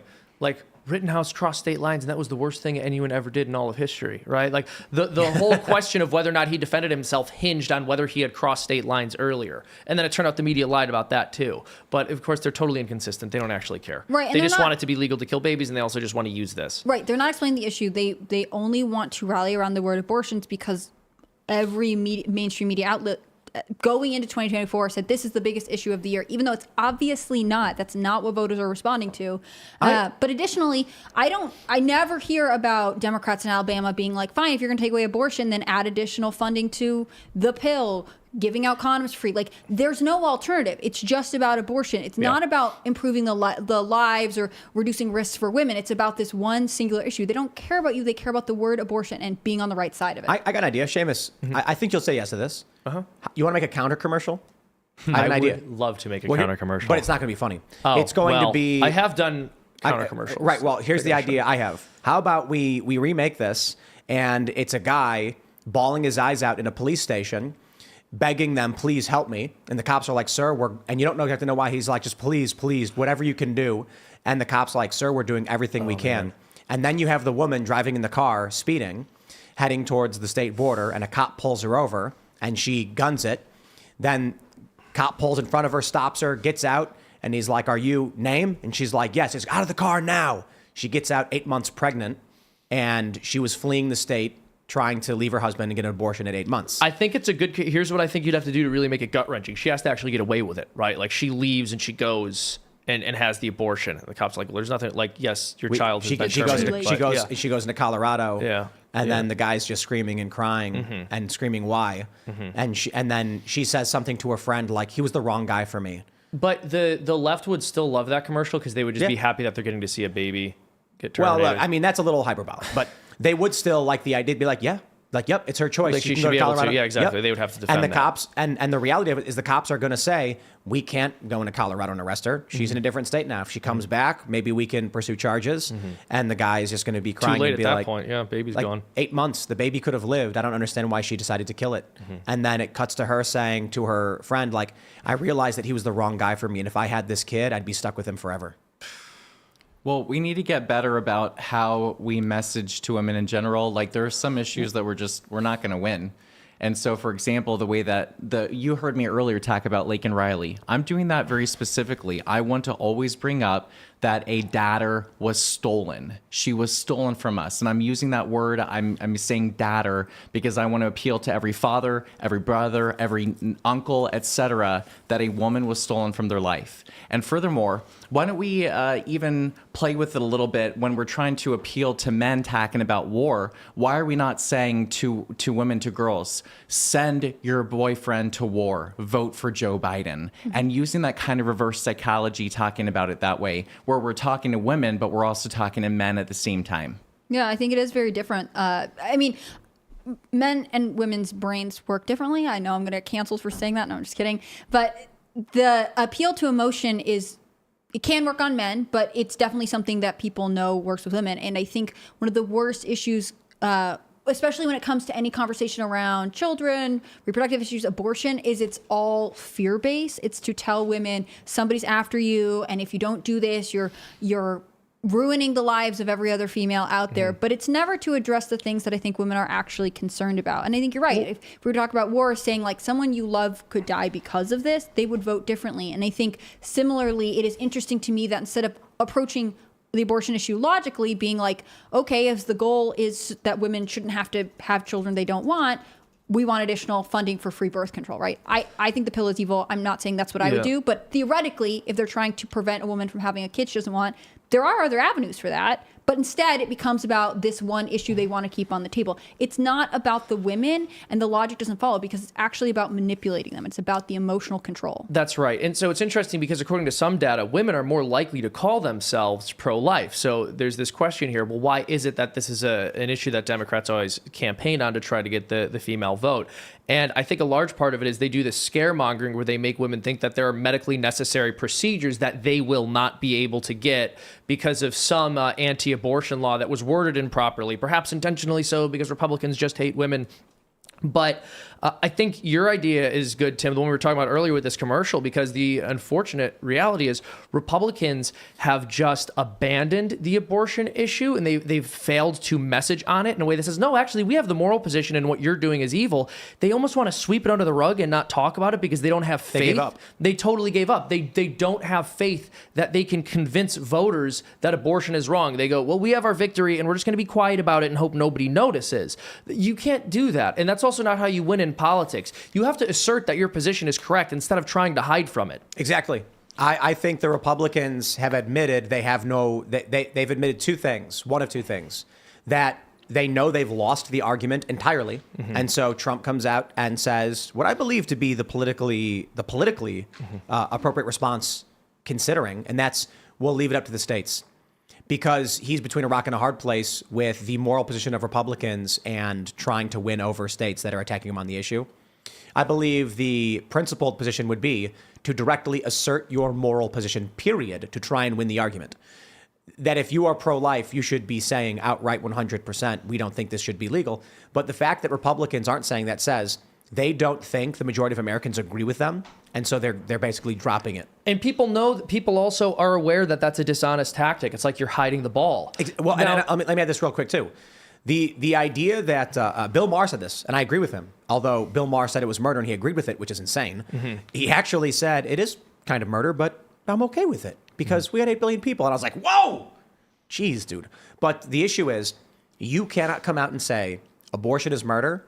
And states should be allowed to decide whether they allow it. Exactly. No way. Completely agree with you. You've either got to say we don't think it's murder, or you've got to ban it. Like I don't know what position Republicans are going to take on this one. You don't get to have a moderate position on an issue like that. And the thing is, Democrats actually realize that. The Democrats don't have moderate position. And they're saying up until the moment of birth for any reason. And so Republicans have to be saying never. But I'll push back a little bit too and say the Supreme Court has to rule on this. I don't know that overturning Roe v. Wade was the right or wrong decision. At first, I thought, okay, maybe it's good that it'll go to the states and we can federalize a little bit. States can do it as they want. And then we actually got into this discussion over personhood and whether or not an unborn is a person as it pertains to the 14th Amendment. Yeah. And then all that matters is this. I'm not going to tell you whether it should or shouldn't be. I'll take a neutral position on it for the sake of this argument. The Supreme Court needs to answer whether an unborn child qualifies as a person under the 14th Amendment.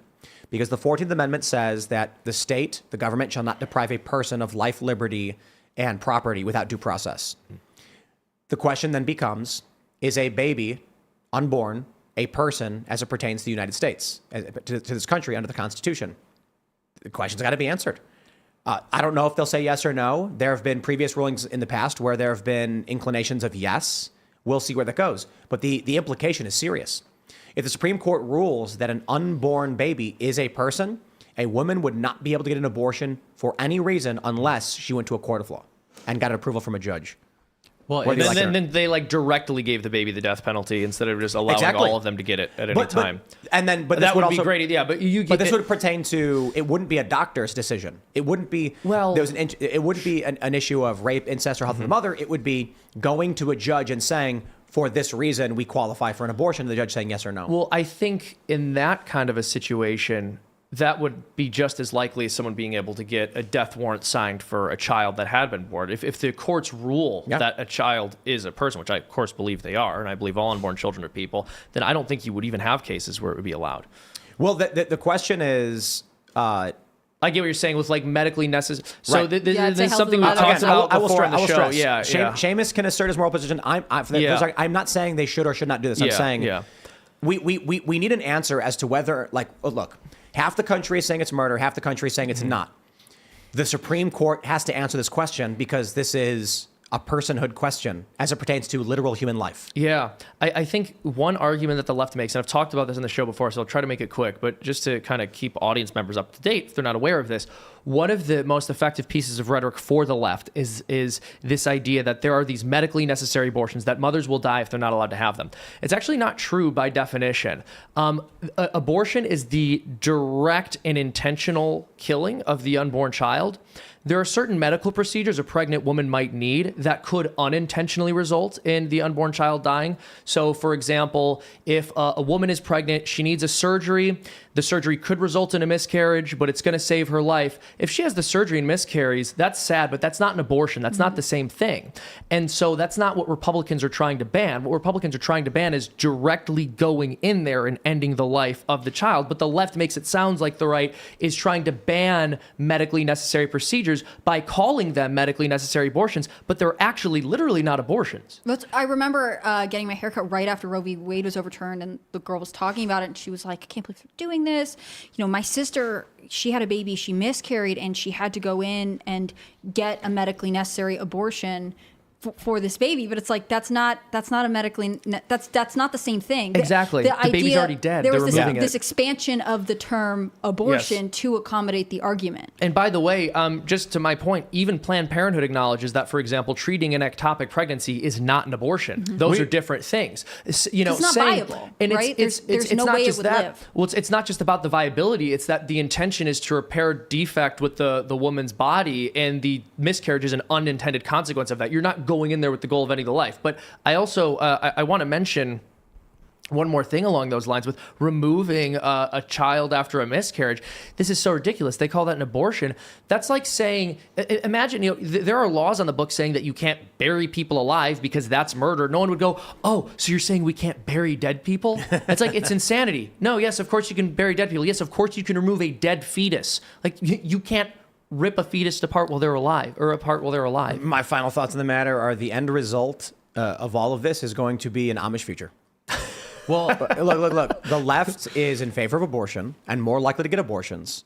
They're more likely to, although it is more rare than abortion, more likely to be in favor of puberty blockers, which many hospitals are getting rid of. That's a trend mathematically in one simple way. I mean, conservatives will have slightly more kids than liberals simply because liberals get abortions. That means over a long enough period of time, the math is simple. There will be more conservatives. No, you're right. Well, that's why I offer natalism, and I want so many people to have 10 children so they can create a whole bunch of Republicans. So, I mean, look, if the left wants to get rid of their children, it's only going to mean that we're thriving. But I think you hit the nail on the head, Seamus. It comes to the root word intent. I'm not a legal scholar, but my limited knowledge of law tells me that intent has a lot to do with how things are ruled or seen. And so look at some states where if a woman is murdered and she's carrying child, and some of those states, they are seen as 2 murders. It's not just one. And furthermore, my last point is I think that we should meet absurdity with absurdity. And what I mean by that is if somebody is, for example, identifying as a they, them, well, should they have to work an 80-hour work week as opposed to a 40? Should they have to pay double the taxes if they commit a crime? Should they have to also, do double the time that they are given? And so meet absurdity with absurdity. All right, everybody, we're going to go to Super Chats. So if you haven't already, would you kindly smash that like button, subscribe to this channel, share the show with your friends, but more importantly, head over to timcast.com and click join us. And I'm going to tell you why. You will get access to the members-only uncensored show coming up at 10 p.m. You will get access to the Discord server, which for those that aren't familiar, it's a chat room. You download it, you log in, and you hang out with like-minded individuals. They have pre-shows, they have after shows, they got morning shows. The community on the Discord server, it's amazing stuff, and you can collaborate. Winning a culture war is about bringing people together. We're working on the physical space, but there's one other big reason. This show is made possible because you guys are members. It's how we fund and support everything. Last week, YouTube deleted our 2 biggest episodes 3 years after they aired and told us, they gave us a warning, one more takes us off the air. We get another hit, we're off the air for a week. Granted, we'll have to stream somewhere else, and there's things currently happening as I discuss things with Top of Men, but I'll keep that aside for now as we work on those arrangements with third parties. The important thing is, they have basically said at any moment, they can go back to any one of our 1,009 episodes and decide retroactively we broke the rule and delete the show, which is insane. because we follow the rules. Luke Rudkowski of We Are Change just posted it happened to him. They deleted an episode from 2012. So if you want to support our work, considering we don't know how long we'll be on YouTube, then go to timcast.com, click join us, become a member, because it is greatly appreciated. But for now, we will read your super chats. Shane H. Wilder says, congrats on the new swanky digs, Tim. I'm happy to see all the new fruits of Timcast media. If you happen to see the Timcast playing card video, I hope you enjoyed it as much as the community did. I didn't see it. I'll have to look for it. We are still, we're still getting everything set up. When you're building stuff, you kind of just have to do it and then work out the bugs as you get through it. So we built this big thing. It took years. And then we come into the studio and we're like, okay, let's go live. Everything was preset. We did all the sound checks and all the tests. And then we're like, we got a little echo. Okay, we're going to get some sound. We put some sound padding in, but we're going to get a little bit more of it for tomorrow. And, we're slowly going to just, iron out the wrinkles here. David Wilkins says, first comment of the new studio, I hope. Unfortunately, it is the second comment. Womp womp. Let's go. Quantum Strange Quark says, hi, folks. First at the new location, I hope. Sorry, you are fourth? Have you thought about creating a one-pot sample pack of your coffees? I think we did. I think we were thinking about doing a box of the K-cups. Is that what they're called? I don't know, coffee cups. Pods. There you go. And then putting each different flavor in there. Alpha Turkey says, Congress is literally the enclave. They start wars, plummet the economy, and burn the country down while they hide away in their vaults. Mansion. Accurate. So Fallout, for those that don't know, is the #1 show right now. I think it's like the biggest show. Yeah, Amazon launched it. Dude, I'm under a rock. I didn't even know this was out. Yeah, it's like, so there's some controversy that they launched every episode all at once. And everyone wanted them to do it as a weekly because it would generate more conversation. But it's like the #1 show on Amazon and basically everywhere because there's no other shows going on. And it is about a post-apocalyptic... It's like the games, right? Yeah, post-nuclear war. So the show, I like the show. As a fan of Fallout, I really like the show. What bothered me about the show is that there's two audiences. Those who have never heard of Fallout watching a show completely confused and missing half of the plot points, and the diehard fans who know literally everything that's going on. And you can't watch the show together because, like, if you don't know what a ghoul is, if you don't know what a vault, look, they don't even mention vaults in the beginning of the show. That's crazy. I didn't really play the games, but that's pretty big. That's where everyone's living during the nuclear war. And so all that right? happens is like the show starts and you see people in jumpsuits. So I understood what was going on, but I'm like watching it with my girlfriend and she's just like, where are they? And I'm like, oh, they're in a vault. It's like, what's that? And I'm like, wow, they really didn't explain anything. But the show is actually really good. I do like it. Do you know where I really want to go? The Greenbrier Hotel in West Virginia has the bunker that they built for Congress in case of a nuclear fallout, and then it got declassified. Really? Yeah. Governor Jim Justice's family, I think, is involved or owns the company that owns the Greenbrier. But like, this is something you can now go tour because like they built another one, I guess. That might be in Fallout 76, the game. Really? It might be. I don't know. The hotel looks really beautiful, but the fact that they were like, I think it is. The mountains of West Virginia, that's where we're headed. I think the Greenbrier is. So Fallout 76 is basically all of central and western West Virginia. Amazing. Actually, and there's an expansion where you can go to Harper's Ferry too. That's so cool. Yeah. If something does go wrong, like this is where you want to be. Like there are more guns than people. It's mountainous, so we're protected from like radioactive fallout and stuff like that. All right, let's go. Let's. What is this? Domagod says Tim is finding the secret ingredient to the crabby, fatty secret formula: 1 whole stick of butter. I think that's a reference to a segment I did earlier. Some fat activist's husband left her. They had a divorce because the daughter ate a stick of butter. That's where she drew the line. That was just the straw that broke the No, the camel's husband back. left. Oh, and he was like, that was the straw that broke. Okay, he's like, He was like, my daughter ate a stick of butter. What's going on? Say, like, I would hope they could work it out, but yeah, that's bad. She said the kids can eat anything they want. That's bad. Yes. That's really bad, man. That's so sad. Voice of the People says, why did the HAVV site stop reporting when it got called out?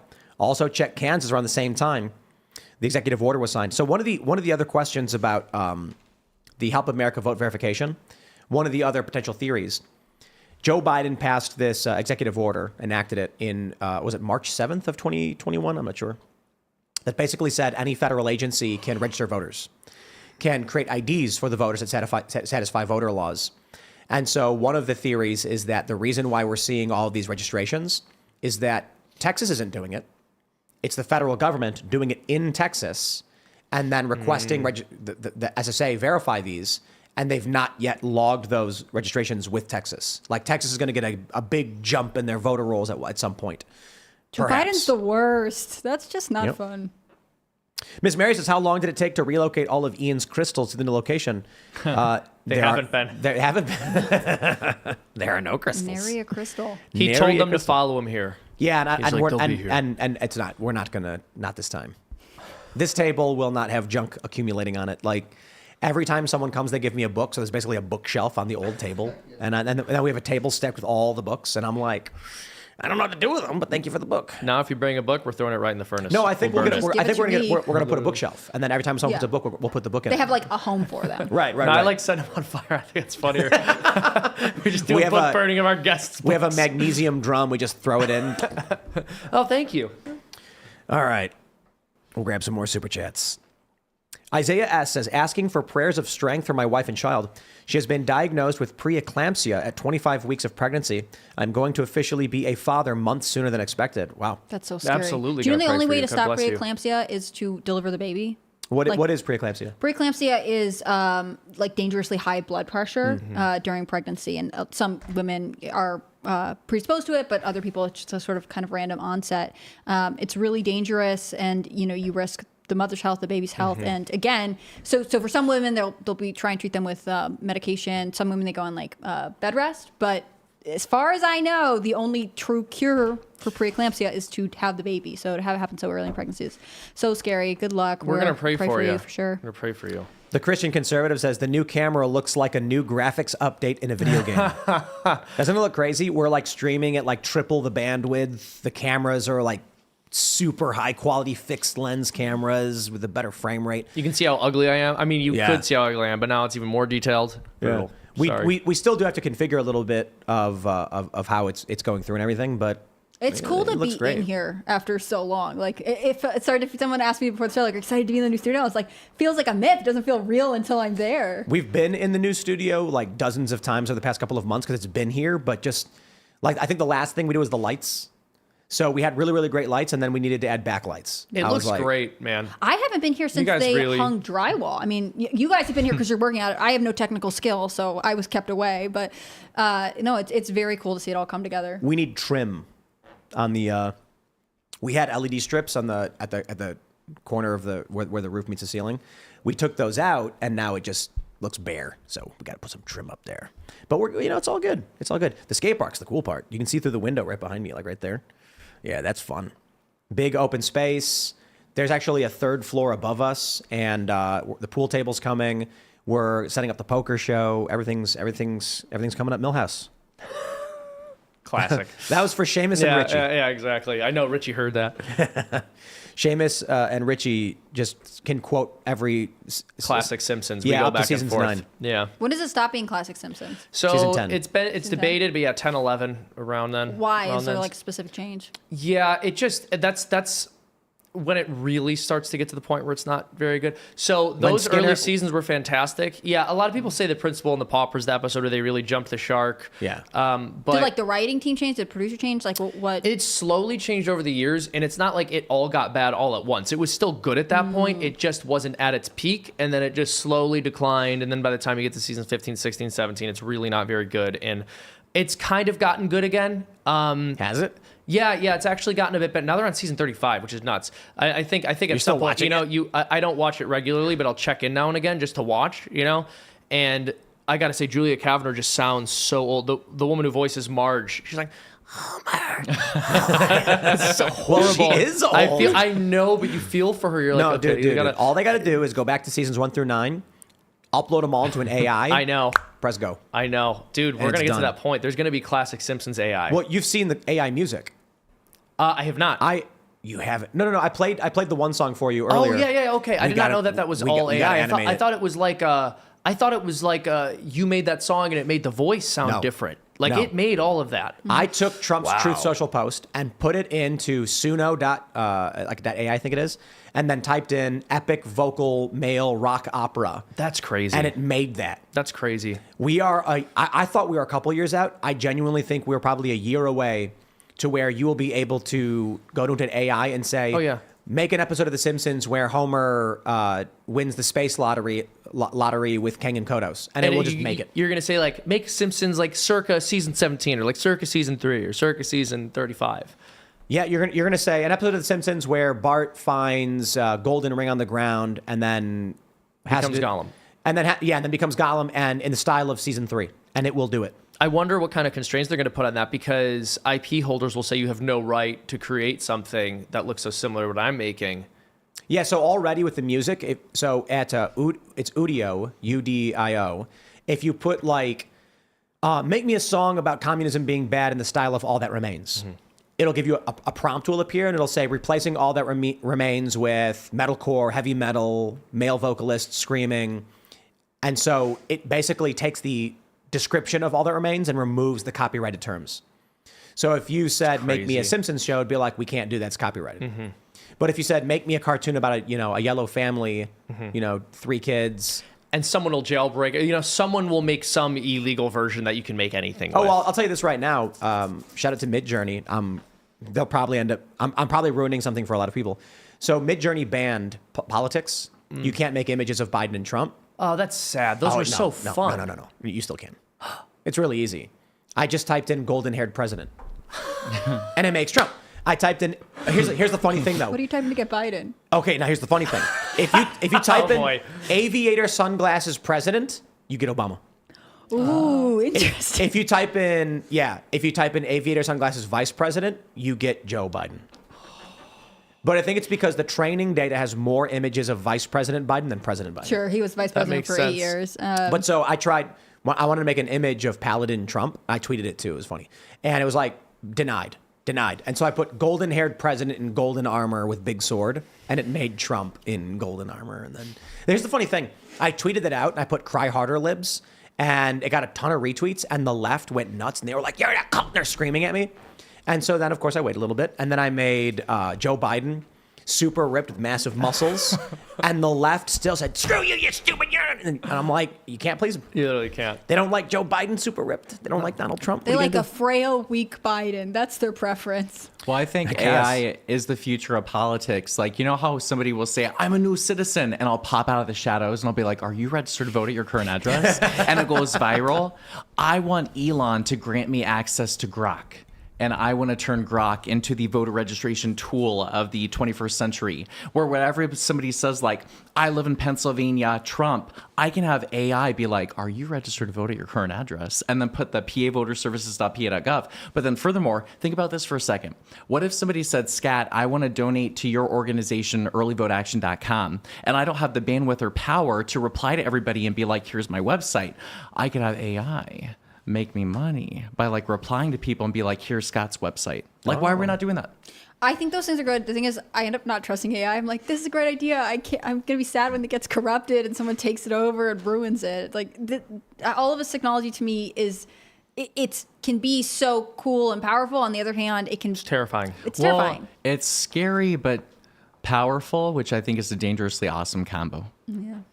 All right, let's grab some more. Jen Gar says, Seamus inspired me to explore religion and let God into my life. Everything has been significantly better since then. Good to see him back on the show. Oh, God bless you. Thank you for saying that. Is that like your mom writing in? Shots fired. No, just kidding. Of course, I'm happy Seamus is back. Shade. I mean, maybe. Goodness. Raymond G. Stanley Jr. says, so cool you got Caitlin Clark on LOL. Sup, Scott? Do you get that a lot? Take that. You know what? I take that as a compliment. That is a stunningly beautiful woman right there. Stunning. She's accomplished. Who do you think has better hair, though? No. The Democrats, oh my gosh. They think they're being clever. They'll be like, Scott, you look like Brooke Shields. Thank you. I will take that compliment to the bank. Do they think Brooke Shields is like ugly or something? No, I mean, like they're trying to insult you. No, well, they're just trying to say I look like a woman. But I'm like, dude, Brooke Shields is hot. I will take that all day long. Well, that's like, why? Yeah. How is it an insult? Men looking like women. I thought that was their thing. Bless their hearts. They tried their best. They're not sending their best. No, they are not sending their best. You're going to insult Scott Presler, especially on his hair. I mean, I don't understand. All right. Kenny Michael Alania says, Ben Shapiro today said being America first or an isolationist is anti-Semitism. What do you guys think about his statement? Well, Did he actually say that? I didn't hear him say that. I don't know what he said. If he actually, I mean, that's a ridiculous statement. So I can say this. I will not address Ben Shapiro in that because I don't know that he said that. Exactly. But I will address the statement that being America first or isolationist is anti-Semitism and say it's not. Yeah. There you go. Nope. It would be silly to say otherwise. Next question. No, of course not. I kind of don't believe Ben would have said that. If he did, he's wrong. Because, supporting your country has nothing to do with being Jewish or opposed to Judaism. Like, what if you were like, America should not be involved with Japan? It's like, you're anti-Semitic. Because you don't like because you don't want to fund Japanese people? I don't understand what that means. Like, so, just know. Just know. Kieran the Meat Man says, these new cameras make Tim look so tired. Tim, get some sleep. Insert my pillow. Actually, I'm feeling really, really good. It's probably, I got the IV stuff today, so I'm like overly hydrated. You get like an IV bag.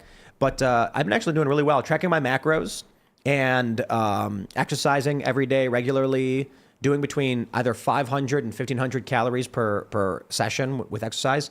And that's like every day but one day out of the week. So it's like 6 days out of the week.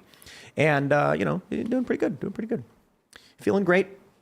We got the new space. We're getting, what's it called? The power cage? I think that's what it's called. What is a power cage? We had one at the castle. It's like the rack where you can put the weights on it and you can pull and do all the stuff. Oh, yeah. So we had one before, but we're getting a new one here and got the treadmill and all the stuff. Super excited. There's a skate park right behind me. I was skating earlier. I was having a blast. Good fun. Let's grab some more super chats. What do we have here? Let's see. All right, that one's interesting. Let's see, what is that? Mars says Hamas are Zionists since they recognize Israel exists because you can't want to destroy something that doesn't exist. Aha. Oh. Got him. Marani says, I just want to remind everybody that everybody of Omerta by Lamb of God, which came out in 2004. Quote, whoever appeals to the law against his fellow man is either a fool or a coward. Whoever cannot take care of himself without the law is both. Interesting. Aaron says, spin UFO for $90,000 bushings, courtesy of Congresswoman Waltz, Florida. Actually, we don't currently have the duster to spin the UFO. Did make it though. That's the one thing I was like, I'm leaving in the morning. I'm like, I am taking this, but we don't have the duster to spin it. So did the UFO? The UFOs from the last studio, was it at the studio before that? Because we have had the UFO since the start of the show. That's amazing. Yeah, this is the second UFO though. Yeah, and there's been like this is the it's interesting that like as the IRL community IRL grows, like this is the fifth studio. So we had the basement, Deptford basement, Deptford. It was an extension room. From there we moved to attic. Then we had the last studio. So this is number 5. That's amazing. Yeah, this is the 5th IRL studio. And this will probably be it forever. It would be hard to top. I mean, it's and really it's also space. like a massive building and a massive undertaking on a massive property with multiple, other offices and stuff. So a lot of cool stuff. I'm excited for Shane Cashman's Tales from the Inverted World Live. So I will stress this. Become a member at timcast.com. If you have conspiracies, ghost stories, supernatural encounters, Shane's show is going to be taking callers who tell these stories and then exploring like what they could have been. So it could be someone telling a ghost story. It could be someone claiming that they've encountered Bigfoot. That's pretty cool. Yeah. Do you know when that's launching? No, it's ready to go. I think it's mostly ready to go. Cool. And the idea for the show is that when you super chat, there will the lights will flicker, and then after like 100,000 super chats, a low rumbling thunderstorm starts and the lights go dim. And so it's like your super chats interact with the show and make it darker. Yeah. That's pretty cool. It feeds the aesthetic and vibe. That's cool. Yeah, because like Pop Culture Crisis, when you super chat, money guns shoot money into the air, and then every $100, like sirens go off, and it's so just chaos. It's hard because if you're making a point, then you get interrupted by like what feels like dolphins screeching, but it's like different jingles and stuff. Not that the jingle isn't good. Okay. The Sinister Sibling says, Tim, Scott, have you seen the controversy Tony Gonzalez got himself into? I hope the situation gives Brandon Herrera the run of victory. What is that? What happened? So Tony Gonzalez is the San Antonio congressman in Texas. This is a border state. He's there in San Antonio, which you would think he would be all for securing the border and stopping illegal immigration. And he called, I think it was Congressman Bob Good, who was a Virginia congressman who was a part of the Freedom Caucus. He called him a Nazi. And this is a veteran, this is someone who has served our country. This is a part of the Freedom Caucus with Scott Perry, et cetera. And to have another Republican call someone and use the narrative of the left is just, beyond the pale. And I think it was Eli Crane, who's a congressman in Arizona, who just said, Brandon, consider this another endorsement to your list.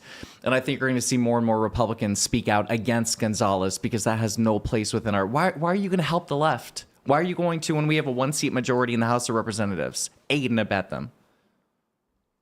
All right. Iggy the Incubus says, it's crazy how quickly anti-Semitism became in vogue for the same people who swore up and down that Trump was a less intelligent reincarnation of the crazy German mustache man. Yep. Yo, it's crazy. It was funny because Ian brought up that there's like an AI translation of Hitler speeches. Like Joe Rogan had played it. So we ended up playing it, and I'm like, wow, you really can't appreciate the insanity of the man in this. Like, it's you can appreciate the insanity through history, but actually hearing his speech in a language you understand, I'm like, wow, he was plumb nuts. Like, it's like, obviously the guy was crazy. It's also fascinating how people ate up his speech when you listen to his speech, and you're like, it's incoherent psychobabble. But the kids were like, he has the Riz. I think that... I think it was like... Worst thing. Adolf Rizzler, Anna Claire. I think things were so bad in Weimar, Germany, that you get a guy promising you sweet nothings, no matter how crazy it sounds, and people went along with it. Intense desperation. Yeah, it's like hearing that speech was a real different understanding of just like... It's kind of crazy how people can fall for this insanity. Mm-hmm. But then you look at these videos from Colombia where the guy's like, repeat after me, I'm bored. And they all do. They all just do it. And I'm like, that's scary. Yeah. That's scary, man. These people are nuts. Larissa Danelle says, I heart Scott's accent. It's the best American accent. Where is it from? I spent so much time in Wisconsin. It rubbed off on me. So yeah, shout out to my Culver's people, my cheese curds, my custard. Culver's. Tell me about Culver's it. is great. And Sheets now has cheese curds. I'm just saying. They do have it now? Sheets has do. cheese curds. It's really good. Cheese curds, huh? Oh, like we had Culver's in Chicago, man. A Butterburger. Yes. Yeah. Culver's aren't out here, though, I don't think. Well, and in Chicago, they have Portillo's, too. Oh, right? of course. Oh, Portillo's is the best. No, Culver's is spreading. Oh, okay. It's in Florida now. Yeah. I think the thing with Portillo's is that the owners didn't want to spread it around. So there's only a couple in like California, but they're mostly in Chicago. And I think it's because they had family out there. So they're like, we'll open 2 out here. But for those that don't know the glory that is Portillo's Barnelli's, man. Yeah. Cake shake. The chocolate cake shake. Yeah. When I first started working here, you were ordering Portillo's a lot. I couldn't tell it was like a Chicago we ordered homesickness overnight. thing. I'm like, dude, people don't know the glory that is Portillo's. So the beef dip, what is it, like Italian roll with beef, peppers, and then you dip the whole thing in gravy. So here's a secret. In Chicago, I don't know if this is outside of Chicago, this gravy bread, you know what gravy bread is? Mm-mm. So it's when you take an Italian roll and you dunk it in gravy and then eat it. Oh.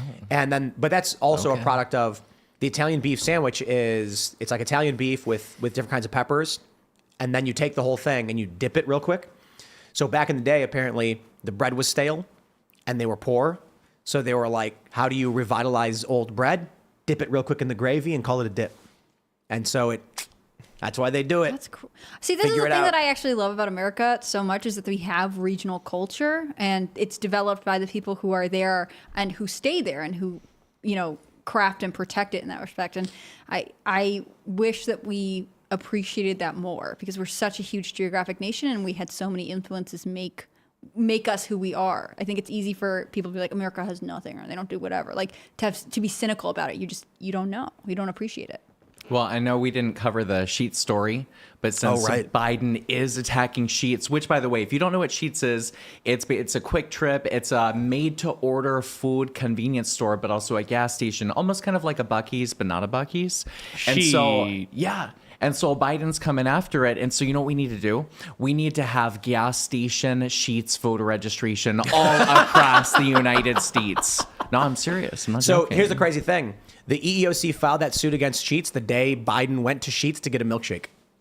Is that true? Yep.